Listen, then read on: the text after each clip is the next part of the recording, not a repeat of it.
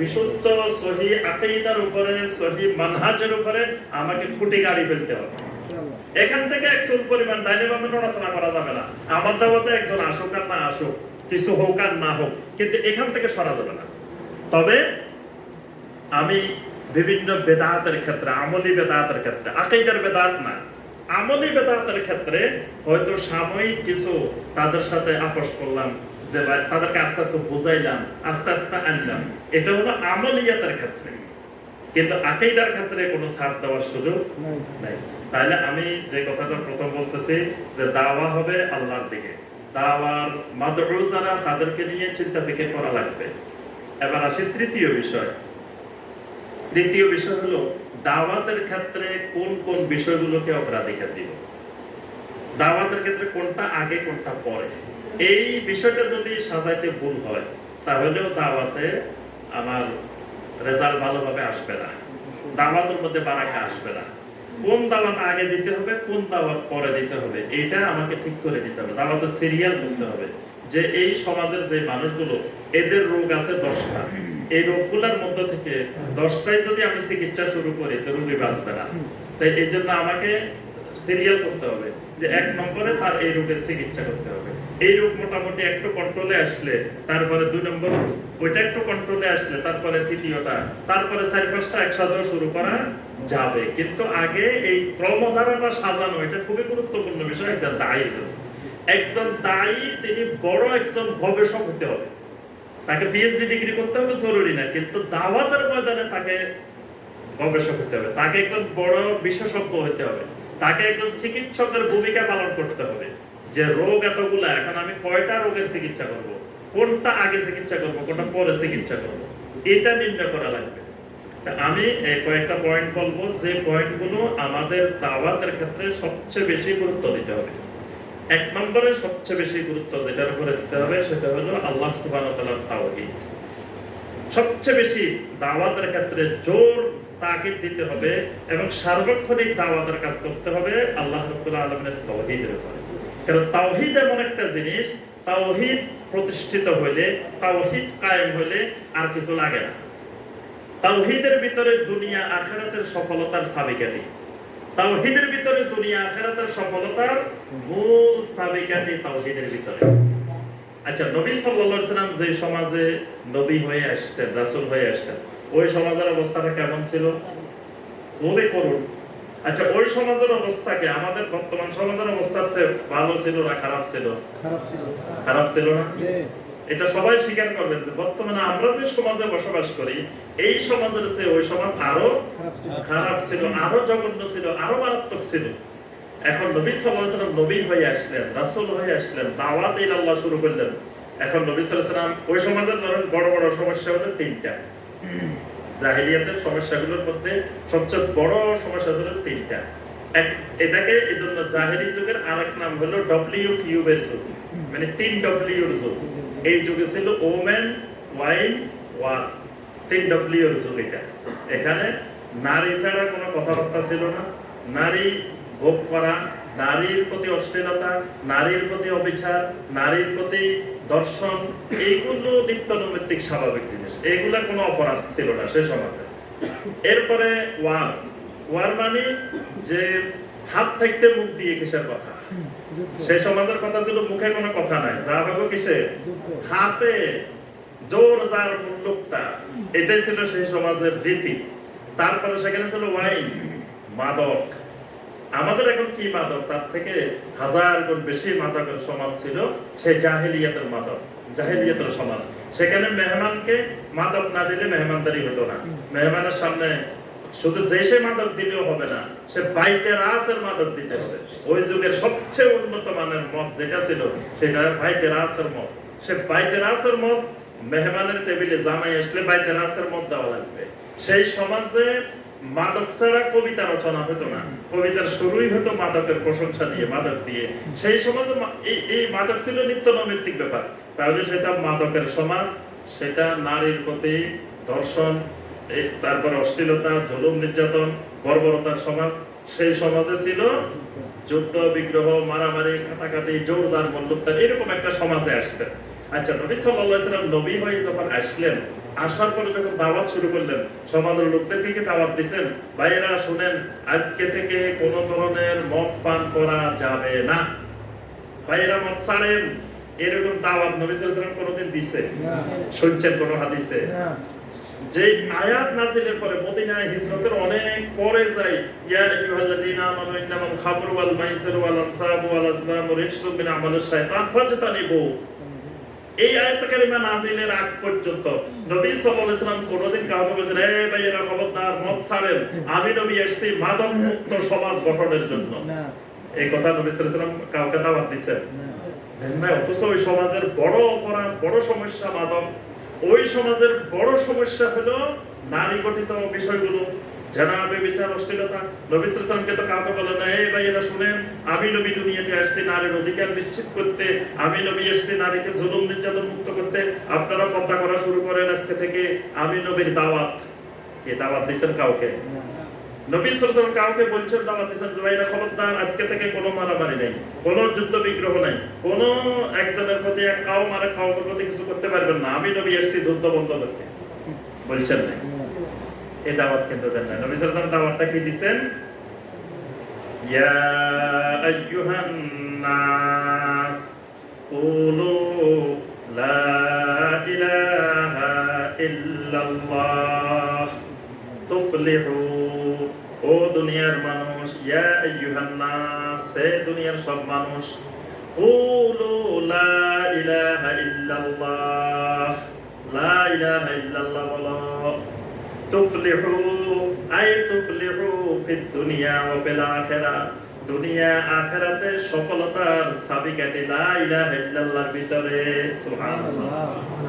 নবী সাল্লাল্লাহু আলাইহি ওয়াসাল্লাম মাদক মুক্ত করার কথাও বললেন না, তারপরে যুদ্ধ বিগ্রহ বন্ধ করার কথাও বললেন না, জেনা ব্যভিচার অশ্লীলতা বন্ধ করার কথা বললেন না, বলছেন কি লা ইলাহা ইল্লাল্লাহ বলো, লা ইলাহা ইল্লাল্লাহর ভিতরে লা ইলাহা ইল্লাল্লাহ বললে এগুলো অটোমেটিক বন্ধ হবে। লা ইলাহা ইল্লাল্লাহর ভিতরে এগুলো বন্ধ করার মেডিসিন লুকায়িত আছে।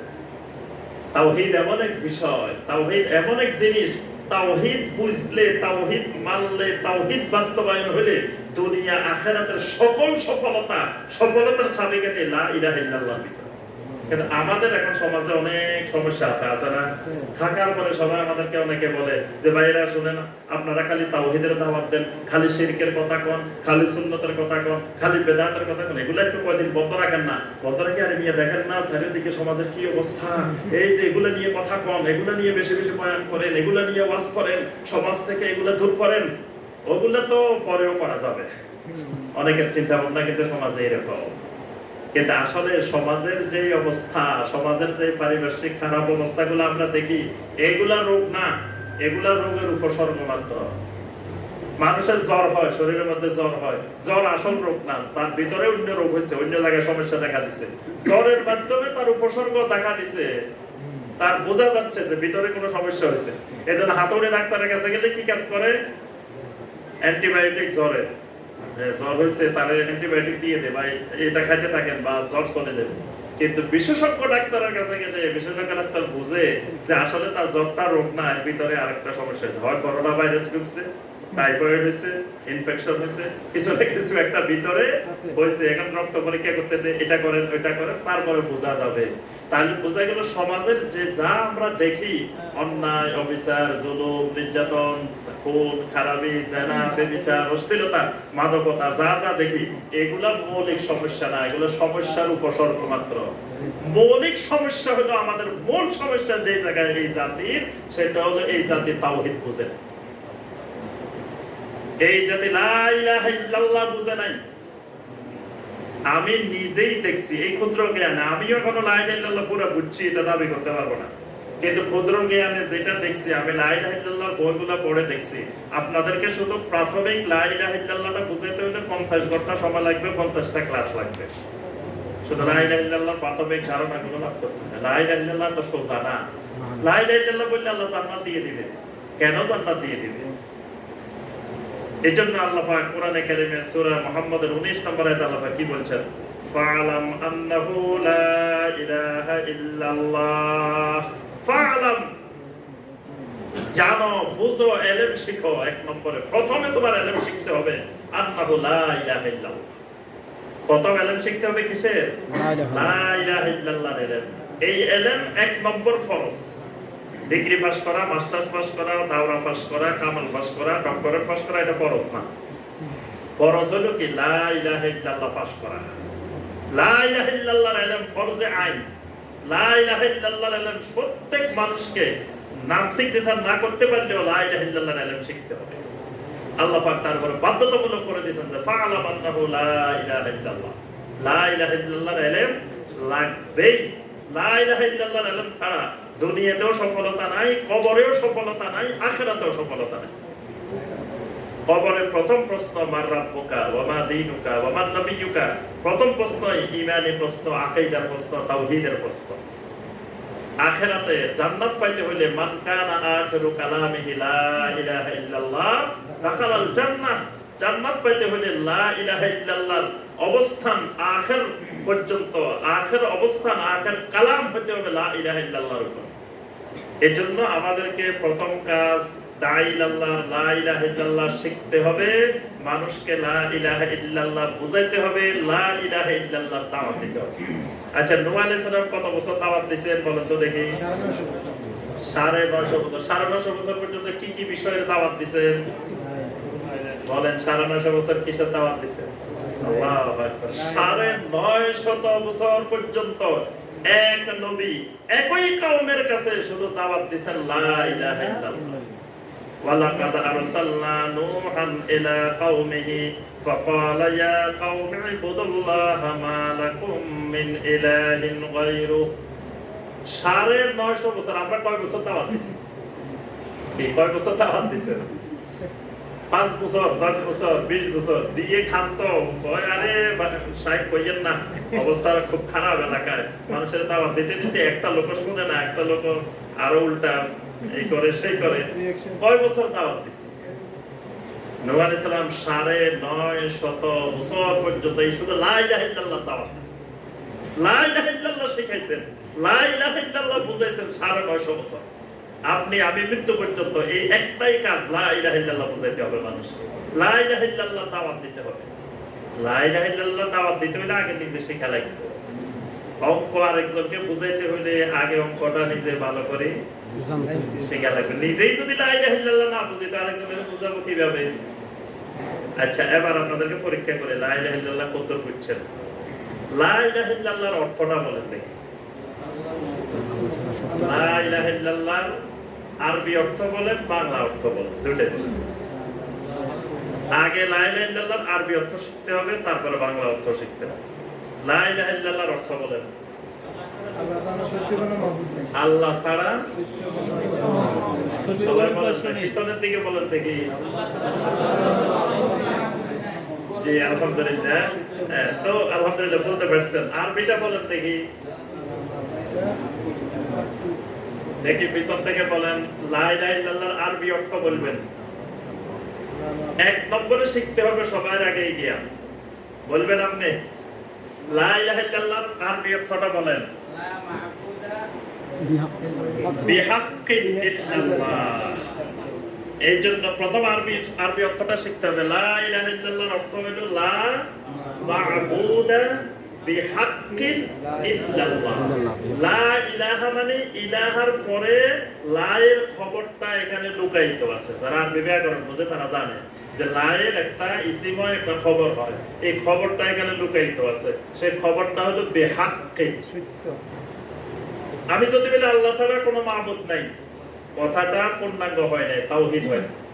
তাওহীদ হইতে হলে দুটো জিনিস লাগবে। 1 নম্বর জিনিস নফি ইসবাতের সমন্বয় হওয়া লাগবে, না হয় তাওহীদ হবে না। 1 নম্বর জিনিস কি? কথা বলে না। নফি এবং ইসবাত মানে হ্যাঁ আর না দুইটা যোগ করলে তাওহীদ হবে, একত্ববাদ হবে। দুইটা যোগ না হইলে তাওহীদ হবে না। কথাটা বুঝতে পারছেন আমার কথাটা? আচ্ছা, আমি একটা বাক্য বলি যে রাশিদুন কায়েমুন। রাশিদ কি? দণ্ডায়মান। একটা বাক্য বলছি না? আচ্ছা, তাহলে বলেন দেখি রাশিদ কি অবস্থায় আছে? দাঁড়ায় আছে না বসে আছে? দাঁড়ায় আছে। এটা তো প্রমাণিত হয়েছে। আচ্ছা, রাশিদ বসে নাই, এটাও প্রমাণিত হয়েছে না? আচ্ছা, রাশেদ বাদে এখানে আরো 99 জন আছে, তারা কি অবস্থা আছে? তারা কি দাঁড়াই আছে না বসে আছে? হ্যাঁ, কেমনে বুঝবেন বসে আছে? তারা দাঁড়াইও তো থাকতে পারে, তারা দাঁড়ায় থাকতে পারে না। রাশেদ ছাড়া বাকি যারা আছে তারা তো দাঁড়াইও থাকতে পারে, বসেও থাকতে পারে। রাশেদ দাঁড়িয়ে আছে এটা প্রমাণ হয়েছে, রাশেদ বসিয়ে নাই এটাও প্রমাণ হয়েছে, কিন্তু রাশেদ ছাড়া বাকি যারা আছে তারা দাঁড়াইও থাকতে পারে, বসেও থাকতে পারে। যখন আমি বলবো লা কাইমা ইল্লা রাশিদুন, রাশেদ ছাড়া আর কেউ দণ্ডায়মান নাই, তখন এখানে কয়েকটা জিনিস সাবিত হয়েছে। রাশেদ দাঁড়ায় রয়েছে এটাও প্রমাণিত হয়েছে, রাশেদ বসে নেই এটাও প্রমাণিত হয়েছে, রাশেদ ছাড়া বাকি যারা আছে এরা একজনও আর দাঁড়ানো নাই, সব বসে রয়েছে, প্রমাণ হয়েছে না? তাহলে যখন পজিটিভ বলছি আমি, হ্যাঁ বোধক বলছি, তখন রাশেদ যে দাঁড়াইছে এটার একত্ববাদ প্রতিষ্ঠিত হয়নি। যখন আমি বলছি রাশেদ ব্যতীত আর কেউ দণ্ডায়মান নয়, তখন রাশেদের দাঁড়ানোটা একক দাঁড়ানো সাব্যস্ত হয়েছে। এই জন্য যদি বলা হয় আল্লাহু ইলাহুনা, আল্লাহু ইলাহু ওয়াহিদুন, তখন আল্লাহর মাবুদের ঘোষণা হয়, কিন্তু আল্লাহর তাওহীদ সাব্যস্ত হয়। এই জন্য যুগে যুগে আদম আলাইহিস সালাম থেকে শুরু করে মুহাম্মদ রাসূলুল্লাহ সাল্লাল্লাহু আলাইহি ওয়াসাল্লাম প্রত্যেক নবী যেই তাওহীদের কালেমাটার দাওয়াত দিবেন, সেই কালেমাটা নফি এবং ইসবাতের সমন্বয়, মানে হ্যাঁ আর না দুটার সমন্বয়। লা ইলাহা নফি মানে কোনো মাবুদ নাই সত্যিকারের, ইল্লাল্লাহ আল্লাহ ব্যতীত, এটা হলো ইসবাত। এই নফি আর ইসবাত মিলে তাওহীদ হয়। এজন্য কেউ যদি জিকির করি লা ইলাহা লা ইলাহা লা ইলাহা লা ইলাহা, কি আল্লাহর তাওহীদ ঘোষণা হবে? যদি কেউ জিকির করি লা ইলাহা বাদ দিয়ে ইল্লাল্লাহ ইল্লাল্লাহ ইল্লাল্লাহ, তাওহীদ হবে? লা ইলাহা তাওহীদ না, ইল্লাল্লাহ তাওহীদ না। যখন দুটো যোগ হবে তখন তাওহীদ হয়ে যাবে। এজন্য নবী সাল্লাল্লাহু আলাইহি ওয়াসাল্লাম বলেন আফদালুজ যিকরি লা ইলাহা ইল্লাল্লাহ, আফদালুজ যিকর লা ইলাহা ইল্লাল্লাহ। তাহলে এটা তো বুঝছেন, আবার লা ইলাহা নফি এবং ইসবাত হলে তাওহীদ হয়, শুধু হ্যাঁ বোধক হইলে ইসবাত হয়। এজন্য কোন ব্যক্তি যখন কথা বলে, সব কথাই যদি বলেন ঠিক, বুঝতে হবে গন্ডগোল আছে, ঝামেলা আছে, সব কথা ঠিক বলা যাবে না। কোন ব্যক্তির পৃথিবীতে আল্লাহ রাসূল সাল্লাল্লাহু আলাইহি ওয়াসাল্লাম ছাড়া কোন ব্যক্তির সব কথা ঠিক না। মানে আপনি যদি কোন সবই ঠিক, বক্তা যা কয় সব ঠিক, যা বলবে সব ঠিক, এই ঠিক বলাটা তাওহীদ পরিপন্থী বিষয়। কারণ এর মাধ্যমে আত-তাআতুল মুতলাকার শর্ত বাতিল হয়ে যায়। মানে আল্লাহর আনুগত্যটা হবে নিঃশর্ত আনুগত্য, দুনিয়ার বাকি সবার আনুগত্য হবে আত-তাআতুল মুকাইয়াদা, শর্তযুক্ত আনুগত্য। এখন আপনি যদি কোনো মানুষের সব ঠিক বলেন, তখন তারে আপনি শর্তহীন আনুগত্য করছেন। কথাগুলো একটা কঠিন কঠিন, জটিল জটিল, তাও মানে বলতে হচ্ছে, বুঝতেছেন তো কথাগুলো নাকি? লা ইলাহা ইল্লাল্লাহ শিখা লাগবে, না শিখে উপায় নেই। লা ইলাহা ইল্লাল্লাহ অন্য কিছু পাস করেন আর না করেন, লা ইলাহা ইল্লাল্লাহ পাস করা লাগবে, না দুনিয়াও বরবাদ আখিরাতও বরবাদ। যত কঠিন হোক লা ইলাহা ইল্লাল্লাহ শিখা লাগবেই। আজকে সবচেয়ে বড় জ্ঞানের অভাব আমাদের লা ইলাহা ইল্লাল্লাহর জ্ঞানের অভাব। যত শিরিক, যত বিদআত, যত কুফর, যত নিফাক সমাজে চেপে বসছে, যত অনাচার চেপে বসছে, মূল কারণ লা ইলাহা ইল্লাল্লাহ থেকে দূরে সরে গেছে। আচ্ছা, এবার আসেন, আমি যদি বলি আল্লাহ ছাড়া কোনো মাবুদ নাই, তো অসুবিধা আছে? কেন? আল্লাহ ছাড়াও আরো অসংখ্য মাবুদ আছে। মাবুদ কাকে বলা হয়? যার ইবাদত করা হয় তাকে বলা হয় মাবুদ। তা আল্লাহ ছাড়া আরো কত জিনিসের মানুষ ইবাদত করে। কবরের ইবাদত করে, কবরের ইবাদত করে না? কবরের সামনে সাজদা করে, কবরের উদ্দেশ্যে মান্নত করে, কবরের উদ্দেশ্যে পশু জবাই করে, কবরে মোমবাতি জ্বালায়, কবর ধরে ধরে বরকত নেয়, কবরে গিলাফ চড়ায়, কবর কেন্দ্রিক কত শিরকি কার্যক্রমে ইবাদত হয়, হয় না? তাহলে যারা কবর কেন্দ্রিক ইবাদত করে, কবরটা তাদের কি? মাবুদ। তারপরে যারা তুলসী গাছের ইবাদত করে, তুলসী গাছ তার কি? যারা গরুর ইবাদত করে, গরু তার কি? যারা চন্দ্রের ইবাদত করে, সূর্যের ইবাদত করে, নক্ষত্রের ইবাদত করে, এগুলা তাদের এক একটা কি? মাবুদ। তাহলে মাবুদ তো হাজার হাজার লক্ষ লক্ষ, আর আপনি কোন আল্লাহ ছাড়া কোনো মাবুদ নেই। জিনিসটা তাওহীদটা পূর্ণাঙ্গ হয় নাই। এই জন্য আল্লাহ পাক বলছেন যালিকা বিআন্নাল্লাহা হুয়াল হক ওয়া আন্না মা ইয়াদউনা মিন দুনিহি হুয়াল বাতিল। আল্লাহ হলেন একমাত্র সত্যিকারের হক মাবুদ, আর আল্লাহ ছাড়া যত মাবুদ আছে সবগুলা হলো বাতিল। সবগুলা কি? বাতিল মাবুদ, মিথ্যা মাবুদ, নকল মাবুদ, ভেজাল মাবুদ, 2 নম্বর মাবুদ। এগুলা একটাও মাবুদ হওয়ার যোগ্য না। এগুলো জোর করে মাবুদ, কেউ বানায় রেখেছে, কেউ জোর করে মাবুদ হয়ে গেছে।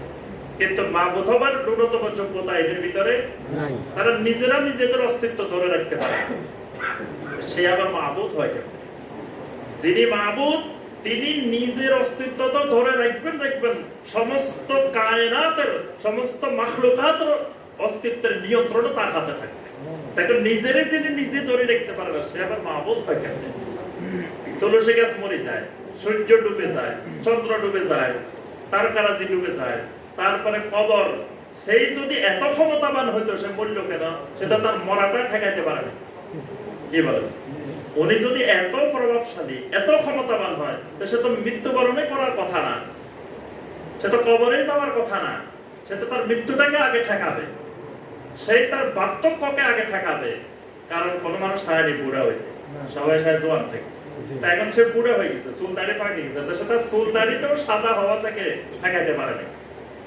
তার যদি এত প্রভাব, এত ক্ষমতা, তো সে নিজের উপরেই তো ক্ষমতা খাটাইতে পারে না, কি আমার উপরে খাটাইবে?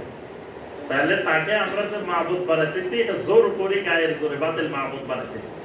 তাহলে এই জন্য কালেমার অর্থ করতে হবে লা মাবুদা বিহাক্কিন ইল্লাল্লাহ, আল্লাহ ছাড়া সত্যিকারের হক কোন মাবুদ নেই, বাতিল মাবুদ আছে, কিন্তু আমি যে আল্লাহকে মাবুদ বানাইছি তিনি হলেন একমাত্র হক মাবুদ। আচ্ছা, এবার আসেন, এইভাবে লা ইলাহা ইল্লাল্লাহর কিছু শর্ত আছে, লা ইলাহা ইল্লাল্লাহর কিছু রোকন আছে, লা ইলাহা ইল্লাল্লাহর কিছু আরকান আছে, আহকাম আছে, এইজন্য লা ইলাহা ইল্লাল্লাহর কিছু উসুল আছে। এইগুলা সব শিখা লাগবে। শিখে মানুষের ধারে ধারে গিয়ে শুধু লা ইলাহা ইল্লাল্লাহর দাওয়াতটা দিতে, 1 নম্বর কাজ লা ইলাহা। শুধু মানুষকে লা ইলাহা ইল্লাল্লাহ বুঝাই, অন্য কিছু বোঝানোর দরকার। আপনি হাত নামাজের মধ্যে কোথায় বাঁধবো, এই কথা একবারও বলে বলার দরকার। যে নামাজে পড়ে না তার হাত বাঁধার কোনো দাম আছে না। আচ্ছা, যার ইমানে নাই, আকীদায় ঠিক নাই, হে হাত বুকের উপরে বাঁধলে কি, নাভির নিচে বাঁধলে কি, মাথার উপরে বাঁধলে কি, তার তো নামাজ কবুল হবে না। যার আকীদা বিশুদ্ধ না, যার তাওহীদে বিশুদ্ধতা নাই, সে সারা জীবন নামাজ পড়লে 1 ওয়াক্ত নামাজও তার কবুল হবে না। যে কবরের সামনে সিজদা করতেছে, যে কবর পূজা করতেছে, কবরের ইবাদত করতেছে, সে সারা জীবন নামাজ পড়লে একটা নামাজও তার কবুল হবে না। তো সে হাত উপরে বাঁধুক আর নিচে বাঁধুক, অসুবিধা কি? তার তো নামাজে হবে না। আপনি ওইটা নিয়ে শুরু করলেন দাওয়াত দেওয়া, তারপরে আমি নাচতে বলবো না, জোরে বলবে, এইগুলোর বলিও কোনোদিন দাওয়াত দিবেন না। এগুলো দাওয়াতের বিষয়বস্তু, দাওয়াতের বিষয়বস্তু তার লা ইলাহা ইল্লাল্লাহ ঠিক করে দিবেন, তার আকীদাটা পরিশুদ্ধি করবেন, তার মানহাজটা পরিশুদ্ধ করবেন। আমল ঈমানেরই অন্তর্ভুক্ত, আমল ইসলামেরই অন্তর্ভুক্ত, আমল দ্বীনেরই অন্তর্ভুক্ত, আমল শরীয়তেরই অন্তর্ভুক্ত, আমল আকীদারই অন্তর্ভুক্ত। এগুলো বিশুদ্ধ হলে আমল অটোমেটিক বিশুদ্ধ হয়। বুঝতে পারছেন আমার? আচ্ছা, আবার দেখি আপনারা a plus b হোল স্কয়ারের সূত্রটা বলেন দেখি। তাহলে আপনি কি আমাদেরকে বীজগণিত করাইতে আসছেন নাকি? এই সূত্র তো পারেন সবাই নাকি? আচ্ছা, এবার দেখি ঈমানের সূত্রটা বলেন দেখি। a square plus 2ab plus b square যেমন বলছেন, ঈমানেরও তো এরকম সূত্র আছে না? এখন এই সূত্র শিখে গেছি, কিন্তু ঈমানের সূত্র শিখি নেই। ঈমানের সূত্র মনে রাখবেন, আকীদা যোগ আমল সমান সমান ঈমান। আকীদা যোগ আমল সমান সমান কি? ঈমান। আকীদা যোগ আমল সমান সমান ইসলাম। মানে ঈমান বললেও আকীদা এবং আমল দুইটাকে মিলে ঈমান বোঝাবে। শুধু আকীদার নামও ঈমান না, শুধু আমলের নামও ঈমান না। শুধু আকীদার নামে ইসলাম না, শুধু আমলের নামে ইসলাম না। আকীদা আর আমল যোগ হইলে ইসলাম হয়, আকীদা আর আমল যোগ হইলে ঈমান হয়, আকীদা আর আমল যোগ হইলে শরীয়ত হয়, আকীদা আর আমল যোগ হইলে ইহসান হয়, আকীদা আর আমল যোগ হইলে দ্বীন হয়। এই সূত্র ভালো করে মনে রাখবেন। সমাজে বিভিন্ন ধরনের লোক দেখবেন যে অনেকে মনে করে যে আকীদা এখন দরকার নাই, আমল দরকার। আকীদাকে বাদ দিতে চান, আকীদাকে এত গুরুত্ব দেওয়া দরকার নাই, আমলের দিকে প্রাধান্য দেওয়া হয় বেশি। কিন্তু ঈমান আকীদা ছাড়া হয় না, আকীদা আর আমল মিলে ঈমান। এজন্য দেখবেন নবী সাল্লাল্লাহু আলাইহি ওয়াসাল্লাম অনেক আমলকেও ঈমান বলছেন। বাবুস সালাতে মিনাল ঈমান, তারপরে বাবুস যাকাতে মিনাল ঈমান। নবী সাল্লাল্লাহু আলাইহি ওয়াসাল্লাম অনেক জিনিসকে ঈমানের অন্তর্ভুক্ত করছেন।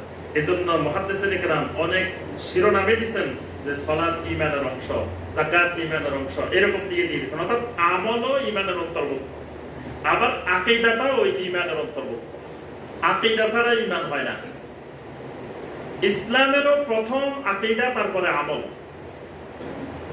এজন্য নবী সাল্লাল্লাহু আলাইহি ওয়াসাল্লাম ইসলামের রোকন কয়টা বলছেন? ইসলামের রোকন কয়টা? ইসলামের রোকন 5টা। এক নম্বরটা কি? আপনারা কথা বলেন না, মানে আমার কথা বুঝতে না। আমি তো আপনাদের মতোই কথা বলতেছি, কি বলেন? চট্টগ্রামের মতোই তো বলতেছি, আমার কথা তো সহজে বোঝার কথা। তাহলে আপনার ইসলামের রোকন কয়টা? এক নম্বরটা কি? বুনিয়াল ইসলামু আলা খামস, শাহাদাতে আল্লা ইলাহা ইল্লাল্লাহ ওয়া আন্না মুহাম্মাদার রাসূলুল্লাহ। তাহলে এক নম্বরটা কি? আকীদা। এক নম্বরটা কি? আকীদা। তারপরে ইকামুস সালাত, ইতাউজ যাকাত, ওয়াল হজ ওয়া সাওম রমাদান, এগুলা কি? আমল। আকীদা আর আমলে যোগ হইছে আর ইসলাম হইছে। কথাটা বুঝাইতে পারছি? শুধু আকীদার নামও ইসলাম না, শুধু আমলের নামও ইসলাম না।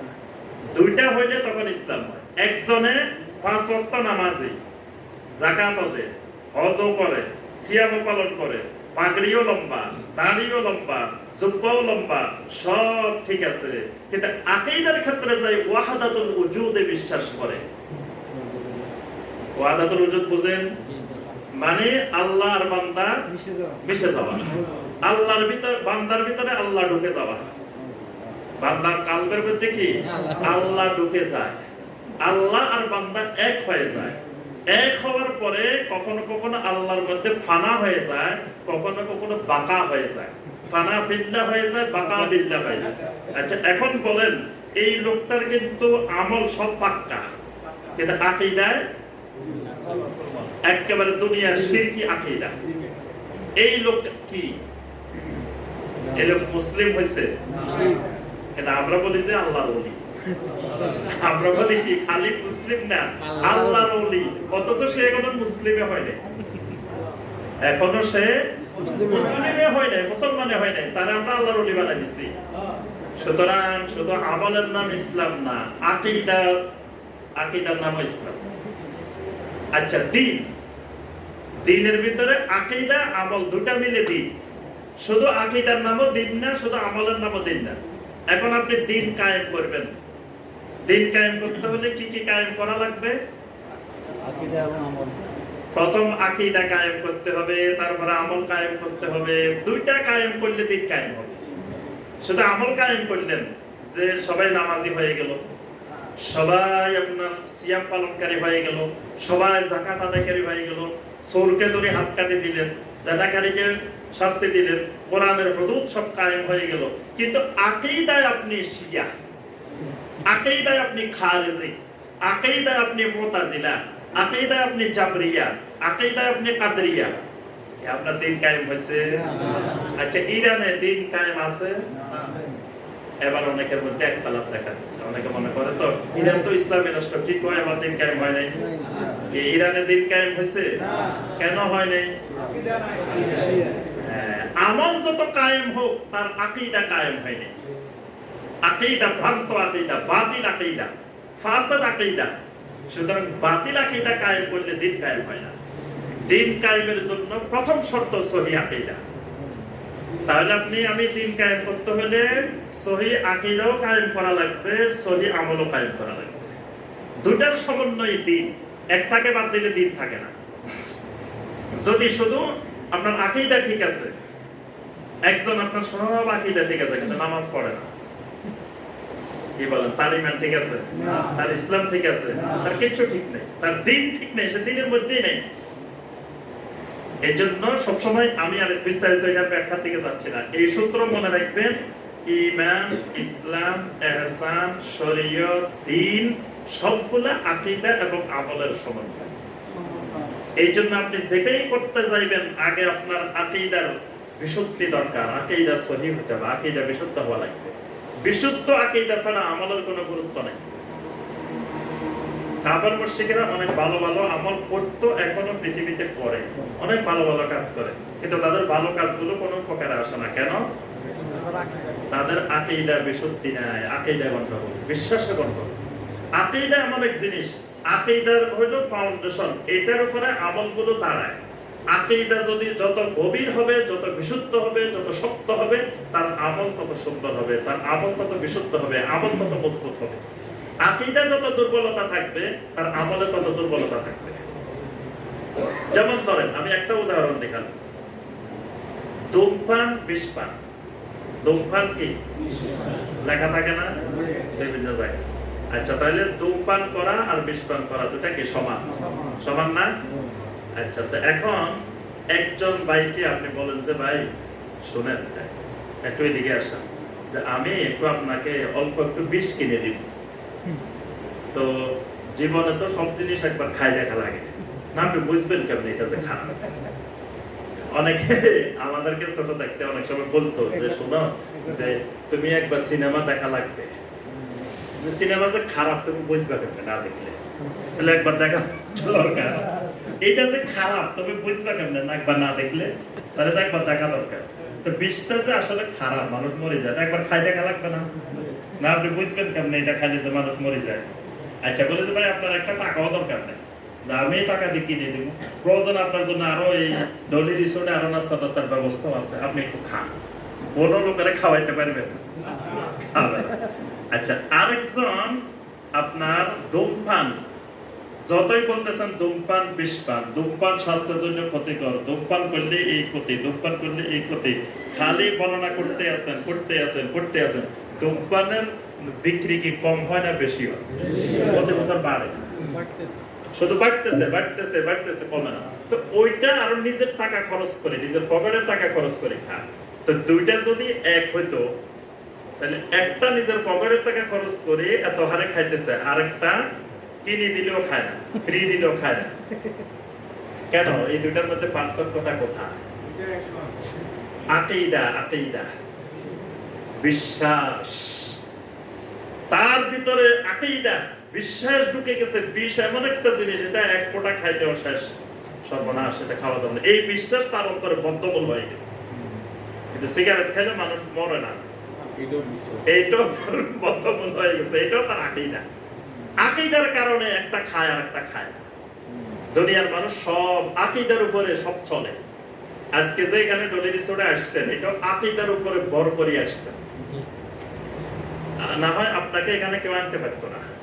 আপনি আগে বাসায় থাকতে বিশ্বাস করছেন যে এখানে গেলে আমার কিছু লাভ হবে, কিছু উপকার হবে, কিছু তাওহীদের কথা, দ্বীনের কথা শুনতে পারবো, আমার দ্বীনী ভাইদের সাথে দেখা সাক্ষাৎ হবে, একটা দ্বীনী মাজলিসে অনেক ফজিলত। এই বিশ্বাসগুলো আগে বাড়িতে ঢুকছে, আকীদা আগে মজবুত হয়েছে, তারপরে আপনার পা সামনের দিকে চলছে। আকীদা না হলে পা সামনের দিকে চলে না। আগে বিশ্বাস না হলে, আপনি ধরেন বাজারে যাবেন, আগে আপনার আকীদা ঠিক না হলে বাজারে যেতে পারবেন না। আগে আকীদা লাগবে যে আমার বাসায় এটা এটা না, এগুলা লাগবে, না হলে কালকে রান্না করবো কি, তাহলে ঘরে সবাই না খেয়ে থাকা লাগবে। আগে আকীদা জন্মিতে হবে অন্তরে, তারপরে দেখবেন আপনি বাজার পর্যন্ত যেতে পারবেন। আকীদা দুর্বল হলে আপনি যেতে পারবেন। তাহলে দুনিয়ার সব কিছু এরকম আকীদার উপরে ভিত্তি করে চলে। এই জন্য আল্লাহর দ্বীন পালন করতে হলেও কি করতে হবে? আকীদা। তাহলে আমি প্রথম বললাম দাওয়াত দিবেন লা ইলাহা ইল্লাল্লাহ, তাওহীদের। তারপরে আপনার আকীদা বিশুদ্ধিকরণের দিকে জোর দিবেন, গুরুত্ব আরোপ করবেন, আকীদা বিশুদ্ধিকরণ। এখন আকীদা বিশুদ্ধকরণের জোর দিবেন কিভাবে? আকীদা বিশুদ্ধকরণের জোর দেওয়ার জন্য কিছু মাধ্যম বলে দিচ্ছি আমি। সেটা হলো আমরা যে সমাজে বসবাস করি এখানে সবার দাবি হলো আমরা সবাই আহলুস সুন্নাহ ওয়াল জামাতের আকীদার অনুসারী। কিন্তু দেখা যায় বাস্তবে আমাদের আমলগুলো, আমাদের আকীদাগুলো, আমাদের কার্যক্রমগুলো আহলুস সুন্নাহ ওয়াল জামাতের আকীদার পরিপন্থী। নামে আহলুস সুন্নাহ, কিন্তু আকীদার ক্ষেত্রে আমরা সব আহলুল বিদআহ। কম বেশি সবার মধ্যে অসংখ্য আকীদাগত বিদআত ঢুকে আছে। প্রথমে আপনাকে জ্ঞান অর্জন করতে হবে কোন আকীদাটা সহিহ আকীদা, কোন আকীদাটা বাতিল আকীদা, কোন আকীদাটা ভুল আকীদা। এটা বুঝে জনগণকে বাতিল আকীদা থেকে সতর্ক করতে হবে। যেমন ধরেন সমস্ত আকীদা নির্গত হয়, আকীদার সোর্স কয়টা বলেন দেখি? আমার আপনার আকীদা, আকীদার উৎস কয়টা এটা বলেন? হ্যাঁ, দুইটা। আকীদার উৎস হবে দুইটা। আকীদার উৎস হবে কয়টা? দুইটা। কিতাবুল্লাহ, সুন্নাতুর রাসূলুল্লাহ সাল্লাল্লাহু আলাইহি ওয়াসাল্লাম, মানে কোরআনে কারীম এবং নবী সাল্লাল্লাহু আলাইহি ওয়াসাল্লামের সহিহ হাদিস। এই দুইটা হলো আকীদার মাসদার, আকীদার উৎস। এই দুইয়ের বাইরে তিন নম্বর কোন সোর্স, চার নম্বর কোন সোর্স আর আকীদার নাই। কিন্তু আমাদের সমাজের অসংখ্য আকীদা, এই দুই সোর্সের বাহিরেও অনেক আকীদা আছে। ওই সোর্সগুলো, ওই গলিগুলো আপনাকে চিনতে হবে। এগুলো হলো কাশফ চিনেন? কাশফ চিনে না, চট্টগ্রামে থাকি, কাশফ চিনে না। কাশফ চিনেন? কাশফ শুনেনও নাই? কি শুনছেন? এই এলাকায় থাকি। কাশফ হলো, আচ্ছা আবার শোনেন, লতিফা শুনছেন কিনা? লতিফা, হ্যাঁ, ছয় লতিফা। লতিফা 6টা না 10টা? লতিফা হলো কয়টা? এবার এটাও বুঝে না। লতিফা বুঝেন না?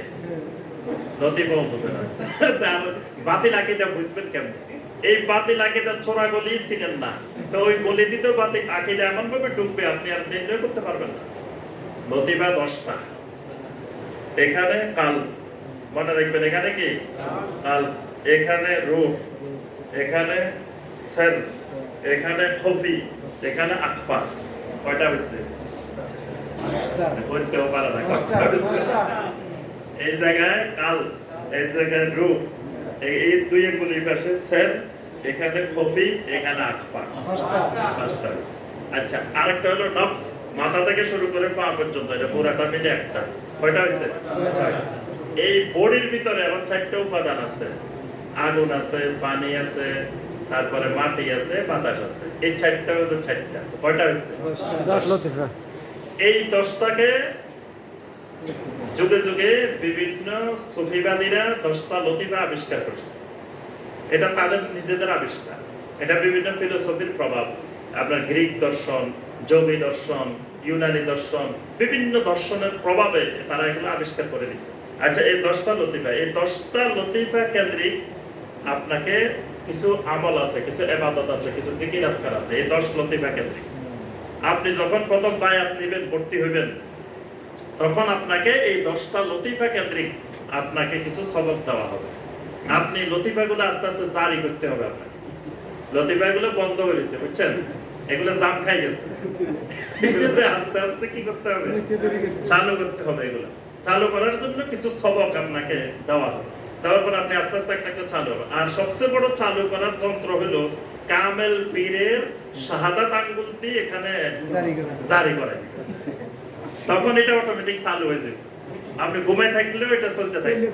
আপনি ঘুমায় দিয়েছেন, জিকির চলতে আছে, মানে আপনার কলম জারি হয়ে গেছে।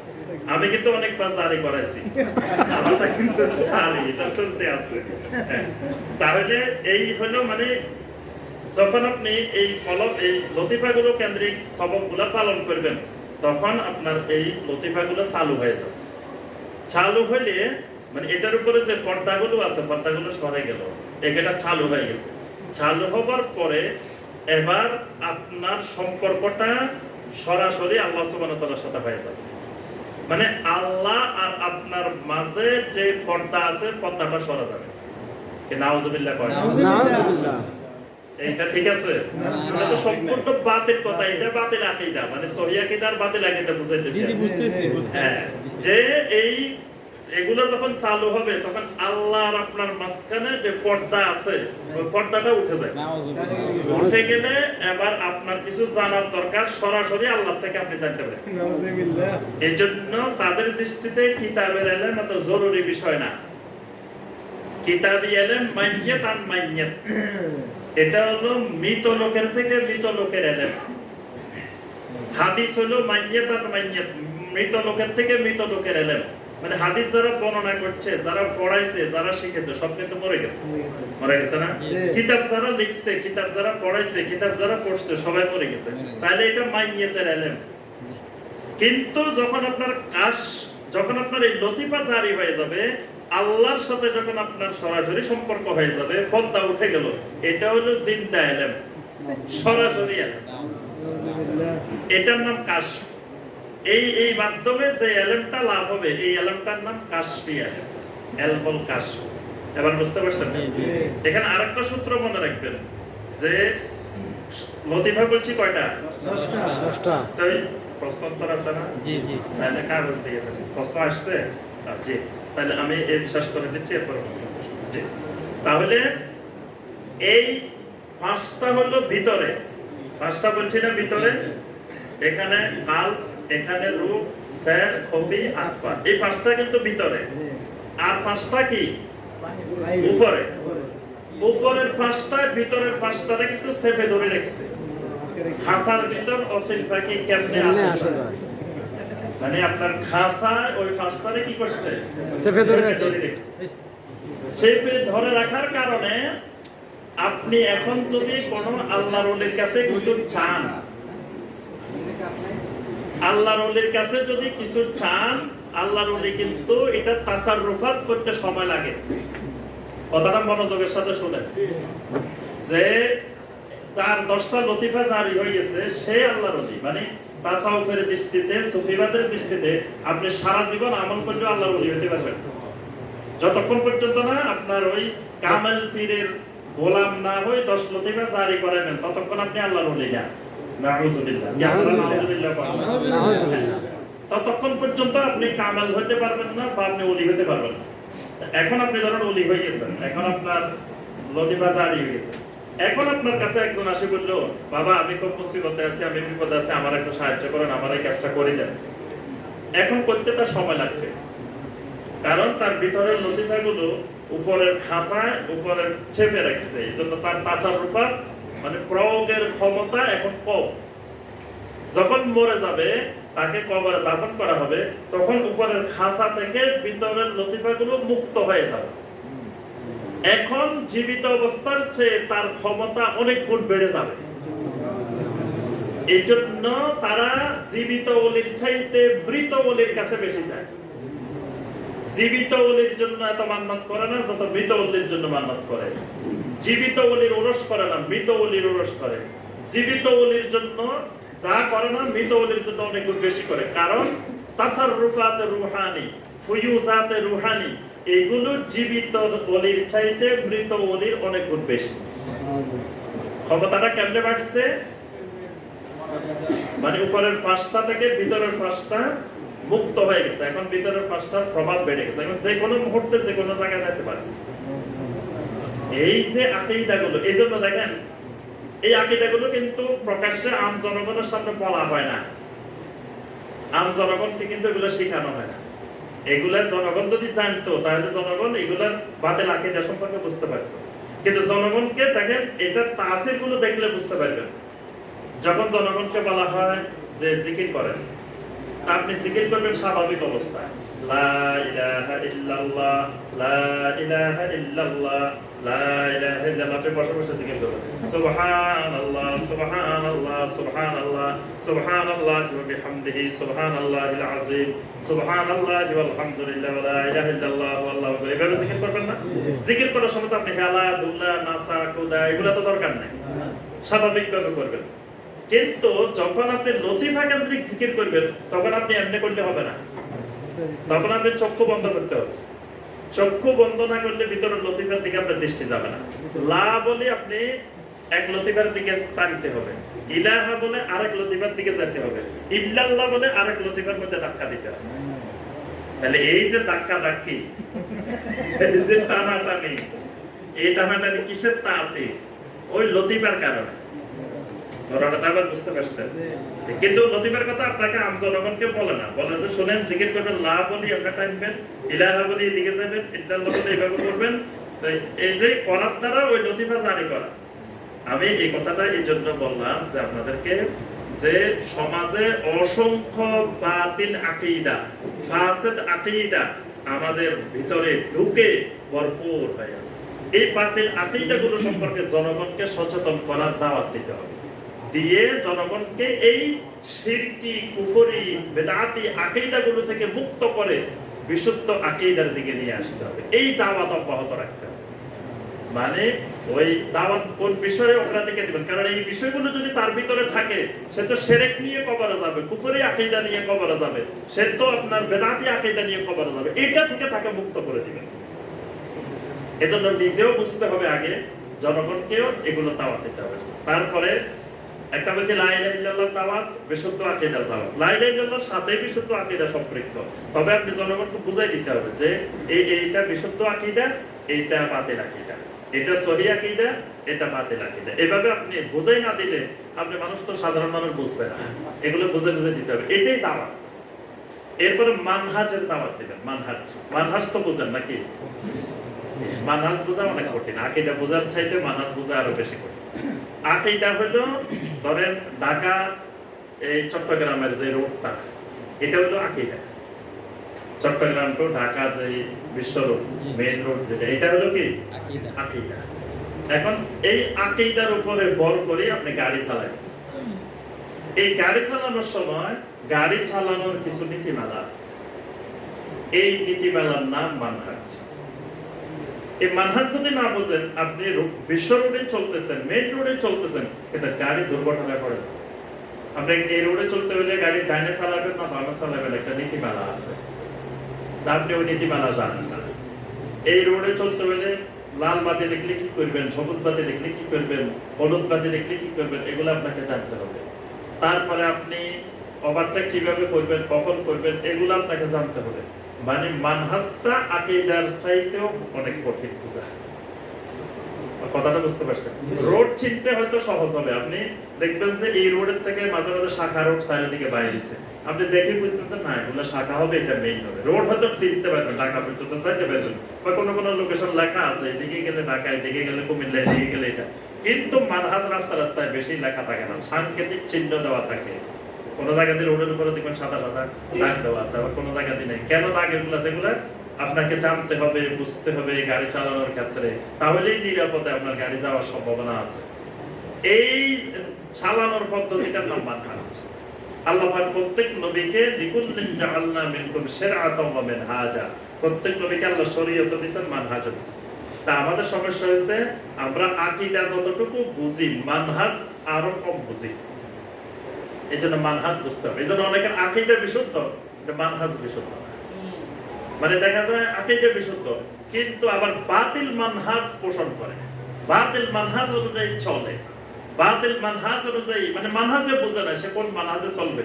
ওই দেখা গেছে যে এক জায়গায় ইউটিউবে হঠাৎ তার নজরে পড়ছে, একজনের কথা একটা বলছে, এক বক্তার কাছে শুনছে, ও পাওয়া গেছে সহিহ আকীদার একজন, কি সুন্দর কথা বলছে, দেখো পায়ের লগে পা লাগালে কি সুন্দর নামাজ পড়ে মক্কাতে, এই তো সহিহ আকীদার একজন পাই গেছে। আচ্ছা, আরেকজন বলতেছে, আরে নামাজের ভিতরে কি সুন্দর নামাজ পড়তেছে, দেখলে আমার কি মজা লাগে, কথা একটা পাইছে, বাস এই তো সহিহ আকীদার পাইছে। কিন্তু তার আকীদা হয়তো সহিহ কথা বলছে, কিন্তু তার মানহাজে তো মারাত্মক গন্ডগোল। আপনি মানহাজ না চিনে তাকে আপনি বিশুদ্ধ বলে দিচ্ছেন। এর জন্য মানহাজটা বুঝতে হবে, মানহাজের জ্ঞান লাগবে। মানহাজের উপরে বর্তমানে আলহামদুলিল্লাহ অনেক বই আসছে, বাংলা ভাষায় আসছে। মানহাজ চিনা লাগবে। মানহাজ নিলে ওই মানহাজের উপরে আপনাকে ইস্তেকামত থাকতে হবে। মানহাজের উপরে চলতে গেলে সমস্যা আছে, সমস্যাগুলো আপনাকে বুঝতে হবে। প্রথম সমস্যা হলো, মানহাজের উপরে চলতে গেলে আপনার ফলোয়ার কমে যাবে, আপনার অনুসারী কমে যাবে। তখন আপনি মানহাজের উপরে অনেকে চলতে পারে না, এই জন্য যে অনুসারী কমে গেলে, ফলোয়ার্স কমে গেলে, ভিউয়ার্স কমে গেলে অনেকে মনে করে না আমার তো সমস্যা করতে পারে, আমার বিভিন্ন দিকে ক্ষতিগ্রস্ত হওয়ার সম্ভাবনা আছে। আবার অনেকের দৃষ্টিভঙ্গি হলো যে আমি জনগণকে নিয়ে কাজ করব, জনগণকে নিয়েই ইসলামের কাজ করব। তো জনগণই যদি আমার থেকে দূরে সরে যায়, জনগণে যদি আমাকে পছন্দ না করে, তার কাজ হবে কেমনে? তখন মানহাজ থেকে সরে যায় মানুষ।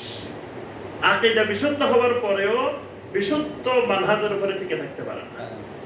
আবার দেখবেন যে মানহাজ বিশুদ্ধ হলে আপনাকে আপনার আগের চেয়ে মানহাজ যখন বিশুদ্ধ হবে, তখন দেখবেন যে বিভিন্ন রকমের অপবাদ, তিরস্কার, বিভিন্ন কথাবার্তা বলবে যে খুব গোড়া, এই খুব এরকম, এইরকম, এর সমস্যা তৈরি করে, এ তো সবার সাথে মিশতে পারে না, অনেক ধরনের সমস্যা হতে পারে।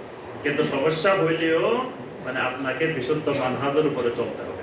বিশুদ্ধ মানহাজের উপরে চলার পরে মানুষ 5 জন আপনার দাওয়াতে আসুক, মানুষ একজনও না আসুক, আপনি খালি মানুষ চিন্তা করা যাবে না। কাফের আর মুনাফিক দুইয়ের মধ্যে মৌলিক পার্থক্য আছে একটা, কাফের আর মুনাফিক। কোরআনে কারিমে আল্লাহ পাক বলেন, কাফেরকে যখন বলা হয় ওয়া ইযা কিলা লাহুম তাআলাউ ইলা মা আনজালাল্লাহু ওয়া ইলা রাসূল, কাফেরকে যখন বলা হয় আল্লাহ এবং রাসূলের দিকে আসো, তো কাফের বলে কি, হাসবুনা মা ওয়াজাদনা আলাইহি আবাআনা, আমাদের বাপ দাদাদেরকে যেই মতের উপরে, যেই চিন্তাধারার উপরে যেভাবে পাইছি, এটাই আমাদের জন্য যথেষ্ট। এটা কাফেরদের কথা। আল্লাহ বলছে যদিও তাদের বাপ দাদারা হেদায়েতপ্রাপ্ত ছিল না, আকলবান ছিল না, ইলম ছিল না, তারপরেও তারা এটাকেই তারা ধরে রাখে। আর মুনাফিক কিন্তু এটা বলে না। মুনাফিককে যখন বলা হয় ওয়াইদা কিলা লাহুম তাআলাউ ইলা মা আনজালাল্লাহু ওয়া ইলা রাসূল রাআইতাল মুনাফিকিনা ইয়াসুদ্দুনা আনকা সুদুদা, মুনাফিক ওই বাপ দাদার কথা বলে না। মুনাফিক আস্তে করে পাশ কাটি মোচড় দিয়ে চলে পারে, সেক্ষেত্রে ওই কথাটা বলেন। আল্লাহ দুইটাই কোরআনে কারিমের মধ্যে বলছেন। তাহলে বোঝা গেল যে আকীদা বিশুদ্ধ না হইলে ওই মানুষটাকে আপনি যত সহজে চিহ্নিত করতে পারবেন যে এটা বাতিল আকীদার মানুষ, এর ভিতরে অসংখ্য বাতিল আকীদা ঢুকে আছে, এটা আপনি চিহ্নিত করতে পারবেন। কিন্তু মানহাজ স্পষ্ট না হইলে মানহাজ নির্ণয় করে মানুষ চিনা অনেক বড় বড়, এটা খুব জটিল। মানহাজ চিহ্নিত না হইলে একসাথে বেশি দিন কাজ করতে পারবেন, কদিন পরে সেখানে সমস্যা তৈরি হবে। আপনার মানহাজ হলো, আপনার চিন্তাধারা হলো, আপনার চলার পথ হলো একটা, তার চিন্তাধারা হলো আরেকটা, দুই চিন্তাধারা সব মিলবে না, এক জায়গায় গিয়ে সমস্যা লাগে যাবে। এজন্য অসংখ্য জায়গায় দেখা গেছে এই সমস্যা দেখা দিছে যে নিজেদের মধ্যে সবাই সহি আকীদার ভাই, কিন্তু মনোমালিন্য, তারপরে গ্রুপিং, বিভিন্ন ধরনের সমস্যা। এই সমস্যাটার মূল কারণ হচ্ছে মানহাজ। মানহাজ এক সময় লুকায়িত থাকবে না, স্পষ্ট হবে। হওয়ার পরে ওই হওয়ার আগে বিশাল কিছু ঘটে গেছে, শেষ পর্যন্ত স্পষ্ট হয়ে অনেক ক্ষতি হয়ে গেছে ওই এলাকায়, ওই অঞ্চলে। এই জন্য প্রথম থেকে যদি সতর্ক থাকা যায় যে বিশুদ্ধ মানহাজের মানুষ কম হোক। আমাদের মধ্যে অনেকের চিন্তাধারা থাকে কেমনে খালি মানুষ বেশি হয়ে যাবে, তাড়াতাড়ি এলাকায় মানুষ বেশি হয়ে যাবে। এই চিন্তাধারার চাইতে বড় চিন্তাধারা হইতে হবে আকীদা মানহাজে বিশুদ্ধ মানুষ অল্প হোক, তাও ভালো। কিন্তু আকীদা মানহাজ বিশুদ্ধ না হইলে মানুষ বেশি, পরে দেখবেন যে শেষ পর্যন্ত হিসাব করলে 10 জন পাওয়া যাবে। এই জন্য আমি শুধু সংক্ষেপে বললাম আজকে আর মানহাজের আলোচনা করি না। ইউটিউবে আমার মানহাজের উপরে লম্বা আলোচনা আছে, 1.5 ঘন্টা 2 ঘন্টা।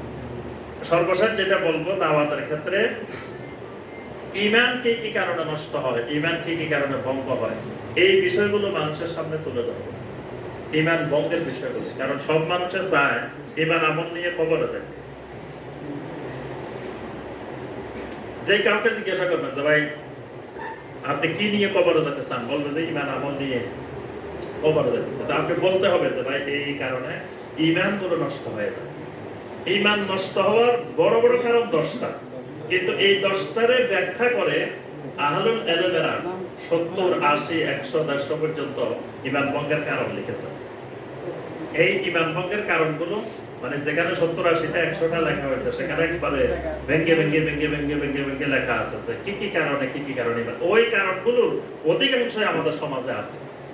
এগুলো মানুষের সামনে তুলে ধরতে হবে যে ভাই এই কারণে আপনার ঈমান নষ্ট হয়ে যাচ্ছে, আপনার ঈমানটা বাঁচান, আপনার ঈমানটা রক্ষা করেন। আমি আপনাকে ওই হাত বাঁধার দাওয়াত দিচ্ছি না, আমিন জোরে বলার দাওয়াত দিচ্ছি না, আপনার ঈমান বাঁচার দাওয়াত দিচ্ছি। অনেকে অপপ্রচার চালায় যে এরা শুধু মানুষের মধ্যে ফিতনা সৃষ্টি করে, এরা শুধু মানুষের এই নামাজ শিখায়, এরা মানুষের এই শিখায়, মানে মনে হচ্ছে এদের আর খাইলে কোনো কাজ নাই, কাজে খালি এটা। আসলে সহিহ আকীদার দাওয়াত, সহিহ মানহাজের দাওয়াত, এটার মূল কাজ হলো তাওহীদ শিখানো, সুন্নাত শিখানো, আকীদা শিখানো, মানহাজ শিখানো, ঈমান বাঁচানো, শিরক মুক্ত তাওহীদি ঈমান আর আমল, বিদআত মুক্ত ঈমান আর আমল গড়া, এটাই হলো মূল দাওয়াত। আল্লাহ পাক আমাদের সবাইকে শিরক মুক্ত তাওহীদি ঈমান এবং বিদআত মুক্ত সুন্নতি আমল নসিব করুন। আল্লাহ পাক আমাদের সবাইকে একজন সত্যিকারের দাঈ ইলাল্লাহ হিসেবে কবুল ও মঞ্জুর করুন। আমিন ইয়া রাব্বাল আলামিন। সুবহানাকা আল্লাহুম্মা ওয়া বিহামদিকা আশহাদু আল্লা ইলাহা ইল্লা আনতা আস্তাগফিরুকা ওয়া আতুবু ইলাইক।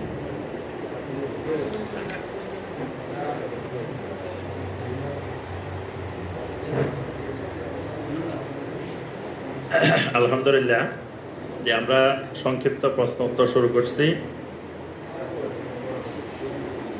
আমরা সবাই তো আহলুস সুন্নাহ ওয়াল জামাত, তাহলে আহলে হাদিস কোনটি? জি, খুব সুন্দর প্রশ্ন। নামাজের সময় প্রতিটি তাকবীরের সময় উভয় হাত না ফেলে শরীয়তের কোনো আইন অমান্য কিনা? যে খুবই গুরুত্বপূর্ণ বিষয়।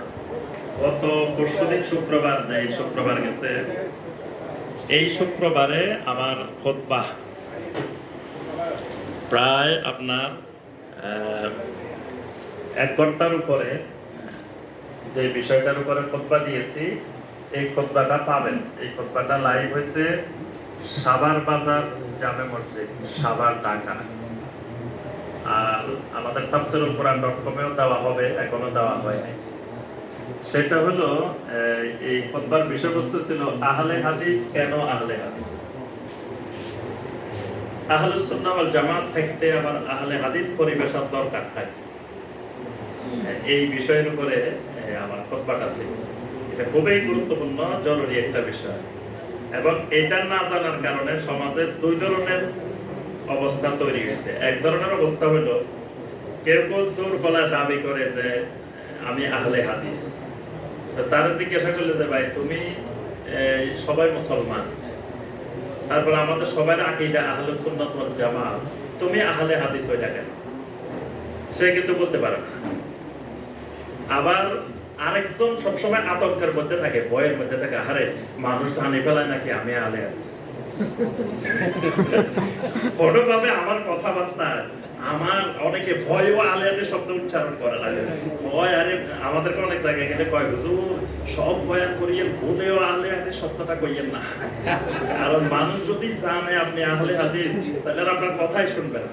আমার কথা শোনার দরকার, কথা না শুনলে আমার অসুবিধা কি?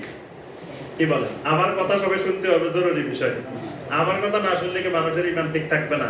আমার কথা শোনা না শোনার সাথে মানুষের ঈমানের কোনো সম্পর্ক নেই। আল্লাহ রাসূল সাল্লাল্লাহু আলাইহি ওয়াসাল্লামের কথা শোনা না শোনার সাথে ঈমানের সম্পর্ক। আর দুনিয়ার বাকি মানুষের কথা মনে চাইলে শুনবে না, মনে চাইলে শুনবে না। তাতে আমার কথা না শুনলে মানুষের অসুবিধা কি? বাংলাদেশের সব মানুষ যদি কয় ডক্টর ইমাম হোসেনের কথা শুনবো না, তো আমার অসুবিধা কি? অসুবিধা আছে? আমি যদি ব্যবসা করতে চাই, ধর্মের নামে, দ্বীনের নামে ব্যবসা করতে চাই, তাহলে আমার অসুবিধা আছে। কারণ আমি যদি এক মাহফিল 1 লাখ টাকা করে কন্ট্রাক্ট করি, 80,000 টাকা করে কন্ট্রাক্ট করি, তখন তো মানুষ আমার কথা না শুনলে আমার ব্যবসা সমস্যা তৈরি হবে। আর আমি যদি ব্যবসা না করি, তা আমার কথা কেউ না শুনলে আমার অসুবিধা কোথায়? কি অসুবিধা আছে? অসুবিধা নেই। এই জন্য বলে যে খবরদার কেউ যেন না জানে আপনি আহলে হাদিস। এই জন্য অনেকেই আতঙ্কের মধ্যে থাকে যে আহলে হাদিস পরিচয় দেওয়া যাবে কিনা। আতঙ্কের মূল কারণ হলো যে আহলুস সুন্নাহ ওয়াল জামাতের পরিভাষা থাকার পরেও আহলুল হাদিস পরিভাষা কেন যুগে যুগে আহলুল ইলমেরা ব্যবহার করতেন, এটা না জানার কারণে। আমি সেখানে 9টা পয়েন্ট আলোচনা করেছি। তো ওই 9টা পয়েন্ট শুনলে আপনি বুঝতে পারবেন যে আহলে হাদিসের সাথে আহলুস সুন্নাহ ওয়াল জামাতের সাথে মৌলিক পার্থক্য কোথায়। আসলে আহলুস সুন্নাহ ওয়াল জামাতের সাথে আহলে হাদিসের পার্থক্য নেই। যেটাই লাভ সেটাই কতু, যেটাই আহলুস সুন্নাহ ওয়াল জামাত সেটাই আহলুল হাদিস, সেটাই আহলুল আসার, সেটাই আহলুল জামাআত। মানে আহলুস সুন্নাহ ওয়াল জামাতের যুগে যুগে মুহাদ্দিসিন কেরাম পরিভাষা ব্যবহার করতেন। যেমন আকীদা বোঝানোর জন্য যুগে যুগে আহলুল ইলমেরা কেউ তাওহীদ বলে আকীদা বুঝাইতেন, কেউ শরীয়ত বলে আকীদা বুঝাইতেন, কেউ সুন্নাত বলে আকীদা বুঝাইতেন, কেউ আল ফিকহুল আকবার বলে আকীদা বুঝাইতেন, কিন্তু সবগুলোর মূল মাকসাদ একটা আকীদা। তো আহলুস সুন্নাহ ওয়াল জামাতকে বোঝানোর জন্য যুগে যুগে অনেক পরিভাষা আহলুল ইলমেরা ব্যবহার করতেন। ওই পরিভাষাগুলোর মধ্য থেকে একটা পরিভাষা আহলুল হাদিস। তো কেন এই পরিভাষাটা ব্যবহার করতেন তারা? নিশ্চয় কোনো কারণ আছে, না কি ব্যবহার করার দরকার থাকে? তো এই কারণগুলো আলোচনা করতে গেলে লম্বা সময়। আমি সংক্ষিপ্তভাবে যেটা বলবো সেটা হলো আহলুস সুন্নাহ ওয়াল জামাত, এটাই হলো পৃথিবীর মধ্যে আল্লাহর জমিনে সবচাইতে বিশুদ্ধ আকীদা। এর বাইরে বাকি যত মত, যত পথ, এগুলো হলো সব ভ্রান্ত আকীদা, বাতিল আকীদা। কিন্তু আহলুস সুন্নাহ ওয়াল জামাতের নাম দিয়ে অসংখ্য বাতিল আকীদা পোষণ করা হয়। যেমন যে লোকটা দেখবেন কবরে সাজদা করে, সে কয় আমি সুন্নি, আমি আহলুস সুন্নাহ ওয়াল জামাত, আমরা সুন্নিয়ত কায়েম করতেছি। তারা সুন্নিয়তের দাবিদার, কিন্তু শিরকের অসংখ্য শিরক। আপনার কবর কেন্দ্রিক ইবাদত, গান বাদ্য বাজাইতেছে, গান বাদ্যকে হালাল করতেছে। তারপরে আপনার দুনিয়ার বিভিন্ন রকমের আকীদা, শিরকি কুফরি আকীদা পোষণ করতেছে, কিন্তু দাবি করতেছে কি আহলুস সুন্নাহ ওয়াল জামাত। তারপরে আপনার বিভিন্ন সুফিবাদী ভ্রান্ত আকীদা পোষণ করতেছে, তারপরে নাম হচ্ছে আহলুস সুন্নাহ ওয়াল জামাত। এই সমস্ত কারণে যখন আহলুল ইলম দেখেছেন, তখন তারা এই পরিবেশটা আহলুস সুন্নাহ ওয়াল জামাত ব্যবহার না করে যুগে যুগে অনেক আহলুল ইলম পরিচয় দিতেন আহলুল হাদিস। কেন পরিচয় দিতেন? আমি অনেকগুলো কারণ আছে, তার মধ্যে ওখানে আমি 9টা আলোচনা করছি। 1 নম্বর কারণ হলো হাদিস শব্দটা এমন একটা শব্দ যে শব্দ বললে কোরআন এবং সুন্নাহ দুইটাকে অন্তর্ভুক্ত করে। আহলুস সুন্নাহ বললে সুন্নাহ দ্বারা কোরআনকে সরাসরি বোঝায় না, হাদিসকে বোঝায়। কিন্তু হাদিস বললে কোরআনকেও বোঝায়, সুন্নাহকেও বোঝায়। কারণ কোরআনের আরেক নাম হাদিস। দেখবেন আপনি এই কোরআনে কারিমের অনেক আয়াত আছে, ওয়ামান আসদাকু মিনাল্লাহি হাদিসা, তারপরে ফাবিআইয়ি হাদিসিন বা'দাহু ইউমিনুন, আল্লাহু নাযালা আহসানাল হাদিস। এখানে আল্লাহ পাক হাদিস দ্বারা কোরআন বুঝাচ্ছেন। নবী সাল্লাল্লাহু আলাইহি ওয়াসাল্লাম সবসময় খুতবা দিতে গেলে বলতেন ফা ইন্না খায়রাল হাদিসে কিতাবুল্লাহ, সবচেয়ে উত্তম হাদিস হলো আল্লাহর কিতাব। তাহলে কোরআনও হাদিস, নবী সাল্লাল্লাহু আলাইহি ওয়াসাল্লামের সুন্নাহও হাদিস। যেমন ধরেন আবু দাউদ কি হাদিসের কিতাব না সুন্নতের কিতাব? বলেন দেখে। আবু দাউদ, নাসাই, তিরমিজি, এগুলো হাদিসের কিতাব না সুন্নতের কিতাব? সুন্নতের কিতাব। এগুলোর ভিতরে সব হাদিস, কিন্তু নাম হলো কি সুনানে আবু দাউদ, সুনানে তিরমিজি, মানে সুন্নত। তাহলে সুন্নত বললে হাদিস, হাদিস বললে সুন্নত বোঝায়, সুন্নত বললে হাদিস বোঝায়। অর্থাৎ আহলুল হাদিস বললে বোঝায় আহলুল কোরআনে ওয়া সুন্নাতিস সহিহা। এখানে কতগুলো মৌলিক পার্থক্য আছে। প্রথম কথা হলো একটা গোষ্ঠী আছে কোরআন মানে হাদিস মানে না। আহলুল হাদিস বললে স্পষ্ট হয়ে যায় যে আমি কোরআনও যেমন মানি, নবী সাল্লাল্লাহু আলাইহি ওয়াসাল্লামের হাদিসও মানি। আবার এখানে আরেকটা জিনিস স্পষ্ট হয়, এক শ্রেণী হাদিস থেকে শুধুমাত্র মুতাওয়াতির হাদিস মানে, বাকিগুলো মানে না। এটা অনেক লম্বা আলোচনা। মানে ইমাম ইবনে কাইয়িম রাহিমাহুল্লাহ বলছেন আহলে হাদিসকে আহলে হাদিস বানানো হয়েছে এই মূলনীতির ভিত্তিতে। 9টা মূলনীতির মধ্যে এই মূলনীতিটাকে সবচেয়ে বেশি গুরুত্ব দিয়েছেন ইমাম ইবনে কাইয়িম রাহিমাহুল্লাহ। তিনি বলছেন যে মানে আহলুস সুন্নাত ওয়াল জামাতের এই বিশাল সংখ্যক অনুসারী খবরে ওয়াহিদকে ইলমে ইয়াকিন মনে করে না। এটা বুঝাইতে গেলে আমরা আবার আরেকটা ক্লাস লাগবে, যে মানে খবর ওয়াহিদ, সংক্ষেপে বলে খবর ওয়াহিদ মানে হাদিস প্রথমত দুই ভাগে বিভক্ত, একটা মুতাওয়াতির আর একটা আহাদ। মুতাওয়াতির হলো যে হাদিসের রাবী 50 এর অধিক, এত বিশাল সংখ্যক রাবী যে মিথ্যা হওয়ার সম্ভাবনা নাই, এরকম হাদিসকে বলে মুতাওয়াতির। মুতাওয়াতির হাদিস অস্বীকার করলে কাফের হয়ে যায়। তা এর মুতাওয়াতির বাহিরে যে হাদিসগুলো, এগুলোর নাম কি আহাদ। আহাদ হাদিস আবার ভাগ আছে, মাশহুর আছে, আজিজ আছে, গরীব আছে, মানে এগুলো মুতাওয়াতির পর্যায়ের না। এই মাশহুর এই খবর ওয়াহিদ মানে এই আহাদ হাদিসগুলো তারা কোন ধরনের ইলম হবে? ইলমে ইয়াকিন হবে না ইলমে যন্নি হবে? আমাদের দেশের যে উসুলে ফিকহের কিতাবগুলো আছে, প্রত্যেক উসুলে ফিকহের কিতাবে দেখবেন লেখা আছে যে খবর ওয়াহিদ ইলমে যন্নি সাব্যস্ত করে, ইলমে ইয়াকিন সাব্যস্ত করে না। ইলমে ইয়াকিন মানে দৃঢ় বিশ্বাস, আর যন্নি মানে ধারণা, দুর্বল বিশ্বাস। দৃঢ় বিশ্বাস সাব্যস্ত হয় না। কিন্তু আহলুল হাদিস মনে করে খবর ওয়াহিদ দ্বারা ইলমে ইয়াকিন সাব্যস্ত। বুঝতে পারছেন কথাটা? আপনি দুইটা উদাহরণ দিলে বুঝতে পারবেন। নবী সাল্লাল্লাহু আলাইহি ওয়াসাল্লাম বলতেছেন যে ইজা দাখালা আহাদুকুমুল মসজিদ ফালা ইয়াজলিস হাত্তা ইউসাল্লি রাকাতাইন, যখন তুমি মসজিদে ঢুকবে খবরদার ফালা ইয়াজলিস, তুমি বসবে না। কতক্ষণ পর্যন্ত? হাত্তা ইউসাল্লি রাকাতাইন, যতক্ষণ পর্যন্ত তুমি 2 রাকাত সালাত, কমপক্ষে 2 রাকাত সালাত আদায় করো। আচ্ছা, এটা হলো খবর ওয়াহিদ। নবী সাল্লাল্লাহু আলাইহি ওয়াসাল্লামের এই কথাটা কি খবর ওয়াহিদ। এখন আমি দেখতেছি, আমি বাইরের থেকে আসছি, দৌড়াই মসজিদে আসছি, তাড়াহুড়া করে বাড়ি থেকে আসতে আসতে আমার অনেক কষ্ট হয়েছে, ঘাম বাইরে হয়ে গেছে, হাঁপাইতেছি। আমি মসজিদে কতক্ষণ আগে এসে নিচে বসা দরকার, বসে আমি একটু শান্ত হই, তারপরে আমার 2 রাকাত নামাজ পড়ব। কি বলে? এটা হলো আমার আকলের দাবি, আমার বিবেকের দাবি, কমন সেন্সের দাবি হলো আমি মসজিদে যাই, আগে বসা দরকার, শান্ত হওয়া দরকার, আমার তারপরে যাই আমি নামাজ পড়ব। মিয়া দৌড়াই গেছি, হাফাজের মধ্যে কিসের নামাজ? কিন্তু আল্লাহ রাসূল সাল্লাল্লাহু আলাইহি ওয়াসাল্লাম বলতেছেন, তুমি দৌড়াই আসছো না বসি আসছো না লাফাই আসছো, কেমনে আসছো এটা বুঝি না, তবে আল্লাহর ঘরে ঢুকছো, আল্লাহর ঘরে বসার তোমার পারমিশন নাই যতক্ষণ পর্যন্ত না তুমি 2 রাকাত সালাত। এখন আকল বলতেছে একটা, কমন সেন্স বলতেছে একটা, খবর ওয়াহিদ বলতেছে একটা। কোনটাকে অগ্রাধিকার দিবে? আহলুল হাদিস বলে এই ক্ষেত্রে তোমার কোন যুক্তি, আকল, কমন সেন্স সব ফালাই রাখো, সব এইদিকে। আমার রাসূল বলছেন ফালাই ইয়াসদাস, খবরদার বসা যাবে না, তুমি জানলে আসো। এটা হলো আহলুল হাদিসের বৈশিষ্ট্য। আর আহলুস সুন্নাহ ওয়াল জামাত কিন্তু তারা বিশ্বাস করতেছে যে না, এই হাদিস এটা তো ইলমে জন্নি, এটা তো ইলমে এটাই সাব্যস্ত করে, এটা ইলমে এটাই সাব্যস্ত হয়নি, সুতরাং আমার কমন সেন্সকে এই ক্ষেত্রে আমি অগ্রাধিকার।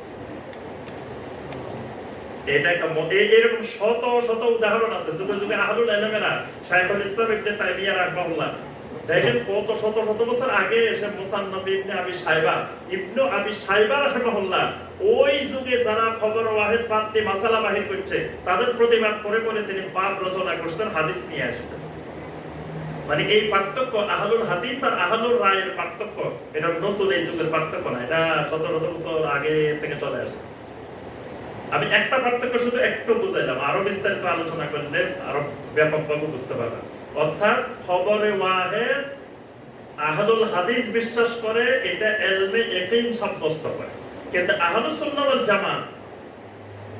ওয়াল জামাতের এই বিশাল অংশ বিশ্বাস করে, তাদের আকীদা এটা ইলমে ইয়াকিন সাব্যস্ত করে না, এটা ইলমে জন্নি সাব্যস্ত করে। এজন্য দেখবেন শত শত সহিহ হাদিস বাদ দিয়ে যুক্তির আমল করা হয়। বাংলাদেশে আপনি গভীরভাবে একটু সূক্ষ্ম দৃষ্টি দিয়ে তাকাইবেন, নবী সাল্লাল্লাহু আলাইহি ওয়াসাল্লামের সহিহ হাদিস আছে, কিন্তু হাদিস বাদ দিয়ে যুক্তির উপরে আমল করে। কারণ কি? অনেকে এটা অঙ্ক মিলাইতে পারে না, বলে যে মিয়া বুখারী শরীফ পড়ায় সারা বছর, বুখারী শরীফের খতমে বুখারীর অনুষ্ঠান করে, দারসে বুখারীর অনুষ্ঠান করে, বুখারী নিয়ে পড়ে রয়েছে, কিন্তু বুখারীর হাদিস আমল করে না। অনেকের মনে এটা জটিল প্রশ্ন থাকে। এই প্রশ্নের সমাধান ওই সূক্ষ্ম নীতি না বুঝতে, উসুলে না গেলে বোঝা যাবে না। উসুল হলো বুখারীর হাদিস হলে নিয়ে কি হয়েছে, এটা তো খবর ওয়াহিদ, এটা তো ইলমে জন্নি সাব্যস্ত করতেছে, এটা ইলমে ইয়াকিন সাব্যস্ত করতেছে না। কিন্তু আমার আকল, কমন সেন্স, আমার যুক্তি, দলিলে আকলি, এটা ইলমে ইয়াকিন সাব্যস্ত করতেছে। ইলমে জন্নির সাথে এটা গুরুত্বপূর্ণ। এজন্য নবী সাল্লাল্লাহু আলাইহি ওয়াসাল্লাম বলতেছে, খবরদার নারীরা মসজিদে আসলে খবরদার তোমরা বাধা দিও না। এটা নবী সাল্লাল্লাহু আলাইহি ওয়াসাল্লামের সরাসরি সহিহ হাদিস না? কিন্তু আল্লাহ রাসূল বলতেছে বাধা দিও না। আমরা কেউ খবরদার মসজিদে তার কাছে যাওয়া যাবে না, গেলে ফিতনা সৃষ্টি হবে, এখানে আহলে হাদিসরা নারীদেরকে মসজিদে আনে মজা লুটতে চায়। নাউযুবিল্লাহ। আচ্ছা, রাসূল নিষেধ করতেছেন, তাহলে উনি কেন বাধা দেওয়ার কে? রাসূলের নিষেধটা খবর ওয়াহিদ, উনি বুঝতেছে, ওনার আকলে বুঝতেছে মসজিদে গেলে সমস্যা হতে পারে। এখানে নবী সাল্লাল্লাহু আলাইহি ওয়াসাল্লামের খবর ওয়াহিদের চাইতে আকলকে প্রাধান্য দেওয়া আছে। এরকম শত শত মাসালা আছে। তো এই জন্য আহলুস সুন্নাহ ওয়াল আরো অনেকগুলো আছে, ওইটা শুনলে আপনি কিছুটা বুঝতে পারবেন। এই জন্য আহলুস সুন্নাহ ওয়াল জামাত থাকতে আহলে হাদিস পরিভাষা ব্যবহার করছে। আচ্ছা, নামাজের সময় প্রতি তাকবীরের সময় উভয় হাত না ওঠেন, প্রতি তাকবীরে তো হাত তোলা লাগে, হাত তো তুলতে হবে। রাফুল ইয়াদাইন, যেটা হাত উত্তোলন করা, এটা শুধুমাত্র তাকবীরে তাহরিমার সময় আর রুকুতে যাওয়ার সময়, রুকু থেকে ওঠার সময়, আর দ্বিতীয় রাকাতের পরে বৈঠক থেকে ওঠার পরে, এই সময়গুলোতে করা সুন্নাত। না করলে অসুবিধা হবে, বরং এই প্রশ্নটা করাটাই অসুবিধা। মানে না করলে অসুবিধা, ফতোয়া দেওয়ার আগে এই প্রশ্ন করাটাই অসুবিধা। অনেক প্রশ্ন আছে করা যায় না, যেমন আপনি যে অমুকের ছেলে, আপনার আম্মাকে কোনোদিন প্রশ্ন করছেন, আম্মা আমি কি আসলে আমার আব্বার ছেলে? কেউ প্রশ্ন করছেন? কেউ করছেন? এই প্রশ্ন কি করা যায়? অনেক প্রশ্ন করা যায় না। প্রশ্ন করাটাই বেয়াদবি, প্রশ্ন করাটাই খারাপ, প্রশ্ন করাটাই নিষেধ। ইমাম মালিক রাহমাহুল্লাহ বলছেন আল্লাহর সিফাতের ব্যাপারে চারটা নীতিমালা মনে রাখতে হবে। আল ইস্তিওয়া মা'লুম ওয়াল কাইফু মাজহুল ওয়াল ঈমানু বিহি ওয়াজিব ওয়াস সুআলু আনহু বিদআত। মানে আল্লাহর সিফাতের ব্যাপারে আকীদা হবে যে আল্লাহ আরশে উঠেছেন এটা জানি না, কিন্তু এটার কাইফিয়ত কেমনে উঠেছেন এটার ধরন পদ্ধতি আমি জানি না। আল্লাহ যেমনে বলছেন তেমনি ঈমান আনা ওয়াজিব ওয়াস সুআলু আনহু বিদআত। একজন আসে তো মিয়া আল্লাহ যদি আরশের উপরে উঠে তা আল্লাহ প্রথম আকাশে নামে কোন সময়? আল্লাহ যদি আরশে উঠে আল্লাহ শেষ রাতে যে প্রথম আকাশে নামে এটা নামে কোন সময়? এই প্রশ্ন করাটাই বেয়াদবি, মানে প্রশ্ন করা যাবে না, প্রশ্ন করা যাবে। এই জন্য নবী সাল্লাল্লাহু আলাইহি ওয়াসাল্লামের সহিহ হাদিস পাইলে, একটু আগে ওই নীতিমালা বলছি, একজন সহিহ হাদিস পাইলে তাআতে মুকাইয়াদা মানে নিঃশর্ত আনুগত্য আল্লাহ এবং রাসূলের করতে হবে, এর বাইরে কারো নিঃশর্ত আনুগত্য করা যাবে না, তিনি যত বড় ব্যক্তি হন না কেন। যেখানে নবী সাল্লাল্লাহু আলাইহি ওয়াসাল্লামের সহিহ হাদিস পাওয়া যাবে, সহিহ হাদিসের বিপরীতে যত বড় ব্যক্তির কথাই পাওয়া যাক সেটা গ্রহণযোগ্য নয়, যদি আমি সত্যিকারের আকীদা বিশুদ্ধ হয় আমার, যদি আমি খবর ওয়াহিদকে ব্যক্তির কথার চাইতে অগ্রাধিকার দিয়ে থাকি, তাহলে নবী সাল্লাল্লাহু আলাইহি ওয়াসাল্লামের সহিহ হাদিস আছে আমি মানব, আমল করব। এখন না মানলে গুনাহ হবে কিনা এই প্রশ্ন করা যাবে না। অনেক আলেম বলেছেন আহলুল হাদিস বা সালাফি নামটি কোরআন ও হাদিসে নাই, সেক্ষেত্রে আমরা কিভাবে ওই শব্দগুলো ব্যবহার করছি? আহলুস সুন্নাহ ওয়াল জামাত এটা কোরআন হাদিসে আছে কি? আহলুস সুন্নাহ ওয়াল জামাত আছে? কোথাও নাই। নবী সাল্লাল্লাহু আলাইহি ওয়াসাল্লাম বলেছেন মা আনা আলাইহি ওয়া আসহাবি, এটা আহলুস সুন্নাহ ওয়াল জামাত তো বলেন নাই। সাহাবীদের আমলে খারেজিরা নিজেদেরকে গর্ব করে বলতো আমরা খাওয়ারিজ, শিয়ারা বলতো নাহনু শিয়াতে আলী, আমরা শিয়া, কিন্তু সাহাবীরা বলতো না নাহনু আহলুস সুন্নাহ ওয়াল জামাত। সাহাবীরা এইভাবে পরিচয় দেন নাই, সাহাবীরা আহলুস সুন্নাহ ওয়াল জামাত নামও রাখেন নাই। আহলুস সুন্নাহ ওয়াল জামাত অনেক পরে এসে আমরা সাহাবীদেরকে নাম দিছি আহলুস সুন্নাহ ওয়াল জামাত।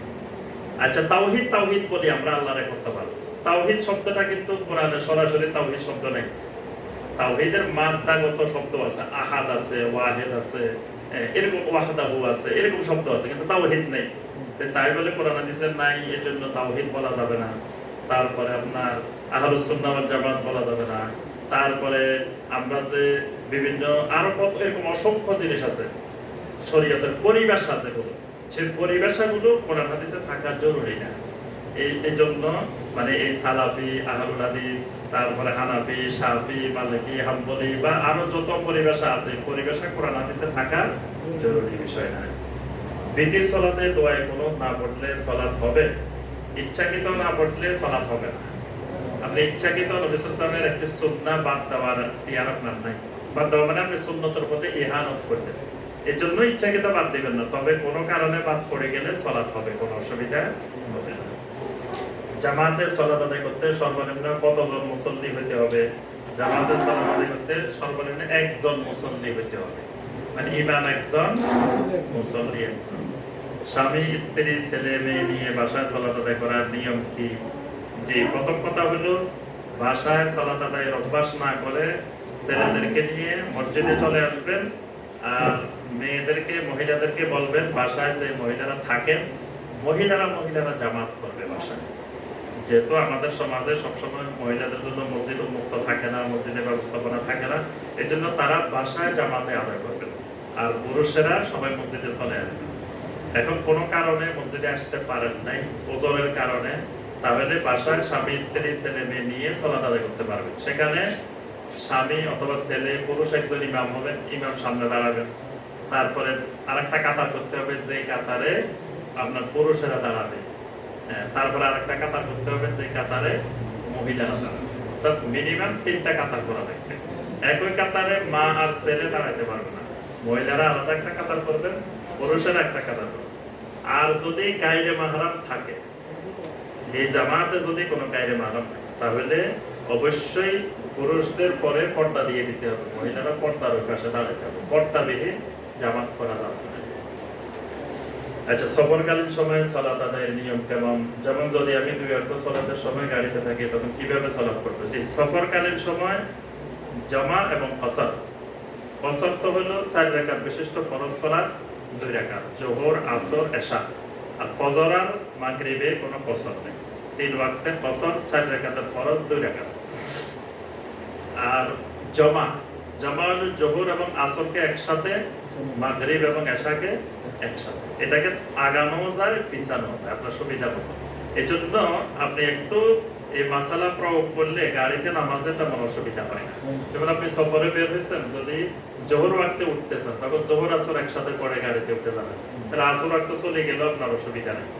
তারপরে মাগরিব ওয়াক্তে উঠতেছেন, মাগরিব এশা একসাথে পড়ে গেলেন, এইভাবে জমা করে নেবেন। অথবা আপনার স্বাভাবিক সুবিধা থাকলে, মানে ইবনে তাইমিয়া রাহমাহুল্লাহ, শাইখ উসাইমিন রাহমাহুল্লাহ বলছেন যে মুসাফির যদি চলন্ত অবস্থায় থাকে তখন তার জন্য জমা করা উত্তম। আর যখন মুসাফির কিন্তু এক জায়গায় অবস্থান করতেছে তখন তার জন্য জমা না করা উত্তম। কথাটা বুঝতে পারছেন? মানে ধরেন আপনি চলন্ত অবস্থায় কোথাও যাচ্ছেন, তখন জমা করাটা উত্তম। আর ধরেন এখানে 14 গ্রামে আছেন কিন্তু আপনি মুসাফির, তখন এখানে আপনি ওয়াক্তটা ওয়াক্ত পড়বেন, এখানে জমা করা চাইতে না করাটাই। আর আরেকটা জিনিস এখানে মনে রাখবেন, আরেকটা মাসালা আছে এই ক্ষেত্রে, সেটি হলো মানে এই মুসাফিরের কসর করাটা হলো রুখসত, আছেই মত না। মানে মুসাফিরের কসর করাটা উত্তম, কিন্তু কেউ যদি না করে সলাতের কোনো অসুবিধা হবে না। মানে 4 রাকাতে পড়বে মুসাফির, এটা হানাফি মাযহাবের মতে অসুবিধা আছে, নামাজে হবে না। কিন্তু সহিহ হাদিসের দৃষ্টিতে আপনি এখানে জমা করা, কসর করাটা উত্তম, কিন্তু কসর না করলেও আপনার সালাত হয়ে যাবে। ইখওয়ানি বক্তাদের আলোচনা শোনা যাবে। এখন কথা হলো, ইখওয়ানি বক্তা, অমুক বক্তা, তমুক বক্তা, এই জাতীয় প্রশ্ন করাটাই ঠিক না। আমি বলছি আগে প্রশ্ন করার ক্ষেত্রে অনেক সতর্কতা অবলম্বন করতে হবে, অনেক সাবধানতা অবলম্বন করতে হবে। অনেক ভাই জানার উদ্দেশ্যে প্রশ্ন না করে মানে সমস্যা তৈরি করার জন্য প্রশ্ন করে। বিশেষ করে দেখবেন অনেকে নাম ধরে ধরে প্রশ্ন করে। কখনো কোনো ব্যক্তি, কোনো সংগঠন, কোনো দল, রাজনৈতিক, অরাজনৈতিক, কারো কখনো নাম নিয়ে প্রশ্ন করবেন না, প্রশ্ন করা যাবে। এবং আমরা যখন উত্তর দিই, আজ পর্যন্ত আমি কখনো কোনো রাজনৈতিক, অরাজনৈতিক ব্যক্তি, সংগঠনের নাম নিয়ে কোনো আলোচনা উত্তর দিই। এটা ঠিক না, এটা সমস্যা তৈরি করবে সমাজে।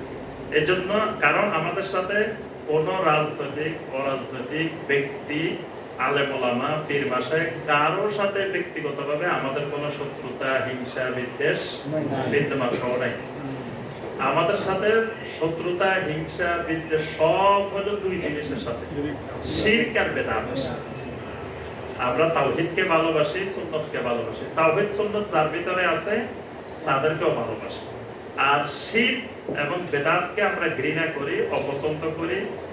শিরক বিদআতের লালন পালন করলে তাদের সাথে আমরা একাত্মতা ঘোষণা করি না, তাদের সাথে ওয়ালা করি না, কিন্তু তাদের সাথে শত্রুতা করি না। বুঝতে পারছেন? অমুসলিমেরও আমাদের সমাজে থাকবে, আছে, কিন্তু অমুসলিমদের সাথে আমরা সৌজন্যমূলক আচরণ করি। আল্লাহ পাক বলছেন যে লা ইয়ানহাকুমুল্লাহু আনিল্লাযীনা লাম ইউকাতিলুকুম ফিদ-দীন ওয়া লাম ইউখরিজুকুম মিন দিয়ারিকুম আন তাবাররুহুম ওয়া তুকসিতু ইলাইহিম। যে অমুসলিমদের প্রতিও তোমরা সদাচরণ করবে, ইনসাফ করবে। তাহলে অমুসলিমের প্রতি আপনি আমি সদাচরণ করতে পারলে আল্লাহ নির্দেশ দিতেছে ইনসাফ করতে নিতেছে।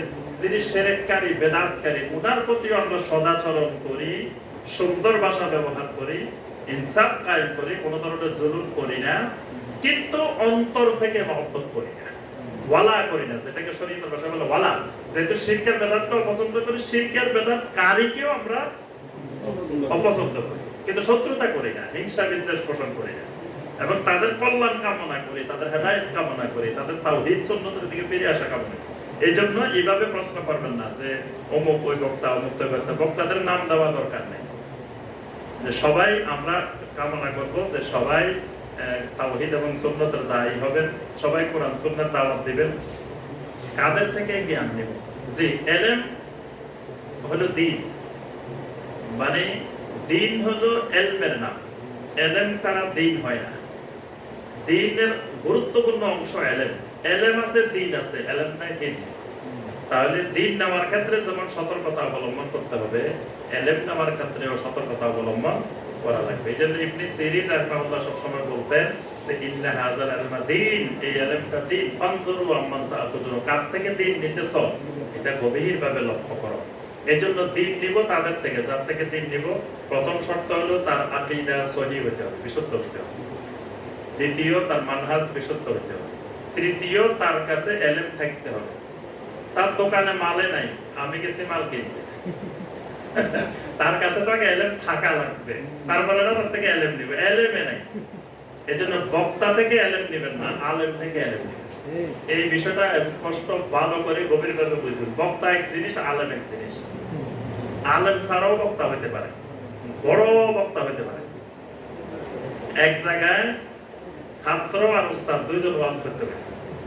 ছাত্র হইল প্রধান বক্তা, উস্তাদ হইল সাধারণ বক্তা। এখন যেই উস্তাদ আর ছাত্র এক জায়গায় ওয়াজ করতে গেছে, এটা সুন্দর একটা গল্প এবং আপনাদের কাছে কিনারে গল্প, আমি নাম বলতেছি না। ওই উস্তাদ ছাত্র যখন ক্লাস 7 এ পড়ে এমন মাইর দিছিল, এক মাইর খাই ইয়ার মাদ্রাসায় আসে না। ক্লাস 7 ওই যে ক্লাস 7 থেকে পালাইছে ওই উস্তাদের মাইর খাই, আর সে মাদ্রাসায় আসে না। এখন ওই ছেলে, ওই ছাত্র ক্লাস 7 পর্যন্ত পড়া ছাত্র হয়ে গেছে আন্তর্জাতিক খ্যাতি সম্পন্ন মুফাসসিরে কোরআন, বিরাট আলহামা ক্লাস 7 এর। আর কত বড় মুহাদ্দিস, উনি হইছে ওখানে বিশেষ বক্তা, সাধারণ বক্তা। আচ্ছা, এবার ওখানে যাওয়ার পরে ওই মাহফিল ইন্তেজামিয়া কমিটি বলতেছে যে আগে এই ওই প্রধান বক্তা ওয়াজ করবো, পরে ওই হুজুর মুরব্বি উনি ওয়াজ করবেন। প্রধান বক্তা বলে না, আমি প্রধান বক্তা, আমি আগে ওয়াজ করব। কিন্তু তার উস্তাদের বিশেষ বক্তা এটা হে জানে না যে ওনার মাইর খেয়ে যে পালাইছিল ওই উস্তাদ যে এখানে হাজির, এটা বলতে পারে না। বলতেছে না, আমি বড় ওয়াজ করবো না। আমাদের দেশে দেখবেন যারা ব্যবসায়ী, ওয়াজের ব্যবসায়ী, তারা এরকম আগে পরে খুব বাস বিচার করে কখন ওয়াজ করতে হবে, কখন কি করতে হবে না। তো পরে ওনাকে বলছে, উনি বলছে যে আচ্ছা তাকে যাই বলো যে অমুক হুজুর আইছে। এখন যখন বলছে অমুক হুজুর আইছে, এবার তো তার অবস্থা খারাপ। এই হুজুর যদি আজকে গোমর ফাঁস করে দেয়, ক্লাস 7 এ মাইর খেয়ে আমি মাদ্রাসা থেকে পলাইছি, আর এখন আন্তর্জাতিক খ্যাতি সম্পন্ন মুফাসসিরে কোরআন, এত বড় আল্লামা হয়ে গেছি, সর্বনাশ। তো এই জন্য মানে আমি যে কথাটা বলতেছি, ইলম দ্বীন। এজন্য বক্তা থেকে ইলম নেওয়া যাবে না। আমাদের দেশের মানুষের মারাত্মক ভুল গলত হলো বক্তা থেকে ইলম নেয়। বক্তা মনে করে বড় আলেম, বক্তা এক জিনিস, আলেম এক জিনিস। বক্তাদের মধ্যে ভালো আলেম খুব কম আছে, একেবারে নাই এমন না। মানে এটা খুব কম যে ভালো আলেম ভালো বক্তা, এরকম সংখ্যা কম। বেশিরভাগ বক্তাই থাকে ইলম বিহীন, এবং এটা কিয়ামতের একটা বড় আলামত। কিয়ামতের আগে ইলম উঠে যাবে, বক্তা বেড়ে যাবে। সবাই ওয়াজ করবে কিন্তু আমলকারী খুঁজে পাওয়া যাবে না। ওয়াজকারী অ্যাভেলেবেল, আমলকারী খুঁজে পাওয়া যাবে। কোরআনের সুরকারী অ্যাভেলেবেল, কোরআনের আমলকারী খুঁজে পাওয়া যাবে। আজকে দেখবেন সব জায়গায় খালি কোরআনের সুর বাজে, কিন্তু কোরআনের আমলের প্রতিযোগিতা কোথাও হয় না, সুরের প্রতিযোগিতা হয়। মানে সুরের জঙ্কার বেড়ে গেছে, আমল কমে গেছে। তো এই জন্য ইলম নেওয়ার ক্ষেত্রে খুব সতর্ক হইতে হবে। আকীদা বিশুদ্ধ হইতে হবে, মানহাজ বিশুদ্ধ হইতে হবে, তার ভিতরে ইলম আছে কিনা, ইলম ওয়ালা থেকে ইলম নিতে হবে। তাহলে আপনি সঠিক দ্বীনের উপরে থাকতে পারবেন। না হয় আপনার কপালে, আপনার তাকদীরে সঠিক ইলম দ্বীন নেই। আচ্ছা, মাথা মাসে করার সঠিক পদ্ধতি বা তরিকা করবে। যে মাথা মাসে করার ক্ষেত্রে 4 ভাগের 1 ভাগ না, মাথা সম্পূর্ণ মাথা মাসে করা ফরজ।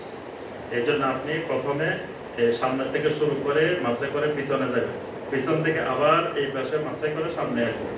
এটার দ্বারা পুরো মাথা মাসে হবে। মাথার ভিতরে এগুলো অন্তর্ভুক্ত। কান মাসে করবেন, উপরে দিয়ে মাসে করবেন, ভিতরে দিয়ে মাসে করবেন, কিন্তু এই জায়গা মাসে করবেন না। গাদ মাসাটা বাদ দিতে হবে। গাদ মাসাটা যে হাদিসে আসছে, হাদিসটা সহিহ না, এই জন্য এটা মাসে করা যাবে না। এটা মাসে না করে কান পর্যন্ত এগুলো সব মাসে করে। আচ্ছা, দাওয়াত আগে না প্রতিষ্ঠান আগে? এটা শেষ নেই নাকি? দাওয়াত আগে না প্রতিষ্ঠান আগে? দাওয়াতও চলবে, প্রতিষ্ঠানও চলবে। দাওয়াতের জন্য প্রতিষ্ঠান, প্রতিষ্ঠানের মাধ্যমে দাওয়াত। মানে মূল হলো দাওয়াত আর দাওয়াই দাওয়ার কাজ করতে গেলে আনুষঙ্গিক দাওয়াতের সহায়ক কাজ করা লাগে। যেমন আজকে আমরা এখানে দাওয়াই জেলার কাজ করতে আসছি, আসার জন্য এই রুমটা ভাড়া করা লাগছে, এই যে মাইকেল লাগছে, এই যে ক্যামেরা লাগছে, এই যে পানি লাগছে, কত জিনিস লাগছে না? তাহলে দাওয়াতের জন্য অনেক জিনিস দরকার হয়। এই দরকারের জন্য আপনি প্রতিষ্ঠান করবেন, দরকারের জন্য সংঘবদ্ধ হবেন, সবকিছুর মূল মাকসাদ থাকবে দাওয়াতের জন্য। দাওয়াতের জন্য প্রতিষ্ঠান তো অবশ্যই লাগবে, প্রতিষ্ঠান থাকলে দাওয়াতের জন্য সুবিধা। দেখা যায় আপনি এখন একটা এখানে এই একটা হোটেলে একটা কমিউনিটি সেন্টার ভাড়া করা লাগছে, কিন্তু এবং অনেক অনুমতি লাগে, অনেক কিছু ব্যাপার স্যাপার আছে, কিন্তু নিজের প্রতিষ্ঠান থাকলে, একটা মাদ্রাসা থাকলে, একটা মসজিদ থাকলে, সেখানে আপনি সবসময় দেন, আলোচনা করেন, মাহফিল করেন, কোনো অসুবিধা নেই। এই জন্য এটা দাওয়াতের ক্ষেত্রে বড় সহায়ক। এই জন্য আপনাদের কাছে অনুরোধ, এই প্রসঙ্গে আমি সবার কাছে অনুরোধ করবো যে এই 14 গ্রামে ইনশাআল্লাহ একটা দাওয়াতি মার্কাজ আপনারা দ্রুত সিদ্ধান্ত নিয়ে ইনশাআল্লাহ শুরু করে দেন। এখানে যে কমপ্লেক্সে একটা মাদ্রাসাও থাকবে, মসজিদও থাকবে, দাওয়া সেন্টার থাকবে, একটা কমপ্লেক্স, টোটাল একটা কমপ্লেক্স। এখানে মসজিদ থাকবে, মাদ্রাসা থাকবে এবং দাওয়া সেন্টার থাকবে। এরকম একটি প্রতিষ্ঠান ইনশাআল্লাহ শুরু করে দেন। ইনশাআল্লাহ 14 গ্রামে তাড়াতাড়ি হয়ে যাবে। এখানে আলহামদুলিল্লাহ সব টাকাওয়ালা, ইহুদিরা দেওয়া লাগবে না। এখানে আলহামদুলিল্লাহ সবাই আপনার বিদেশ থাকেন, অনেক ভাইয়েরা আছেন। আপনারা যখনই উদ্যোগ নেবেন দেখবেন যে ইনশাআল্লাহ আল্লাহ ব্যবস্থা করে দেবেন, সহজ করে দেবেন। যেখানে সাহস করে উদ্যোগ নিছে সেখানে আলহামদুলিল্লাহ আল্লাহ পাক সহজ করে দিয়েছে, আল্লাহ পাক ব্যবস্থা করে দিয়েছে। দেখেন অনেক জায়গায় চাঁদপুর শহরে আলহামদুলিল্লাহ কতগুলো এখন মসজিদ হয়েছে, মাদ্রাসা হয়েছে, আলহামদুলিল্লাহ ভাইয়েরা উদ্যোগ নিছে। লক্ষ্মীপুরে অনেকগুলা হয়েছে, আরো হইতেছে আলহামদুলিল্লাহ। নোয়াখালীতে হয়েছে, ফেনীতে আলহামদুলিল্লাহ আমাদের কতগুলো প্রতিষ্ঠান হয়েছে, তারপর চট্টগ্রাম হয়েছে, এই যে লাকসাম হইতেছে, তারপরে আপনার সিলেটে, সিলেটের মতো জায়গায় আলহামদুলিল্লাহ সিলেটে হয়েছে, সুনামগঞ্জে হয়েছে, তারপরে আপনার হবিগঞ্জে হয়েছে, তারপরে আলহামদুলিল্লাহ ব্রাহ্মণবাড়িয়া হইতেছে, অনেকগুলা হয়েছে, সব জায়গা হচ্ছে আলহামদুলিল্লাহ। আল্লাহ পাক আপনি শুরু করলেই আল্লাহ পাক ব্যবস্থা করে দিবেন। এজন্য আপনারা উদ্যোগ নিয়ে ইনশাআল্লাহ 14 গ্রামে শুরু করে দেন। আল্লাহ পাক কবুল করুন।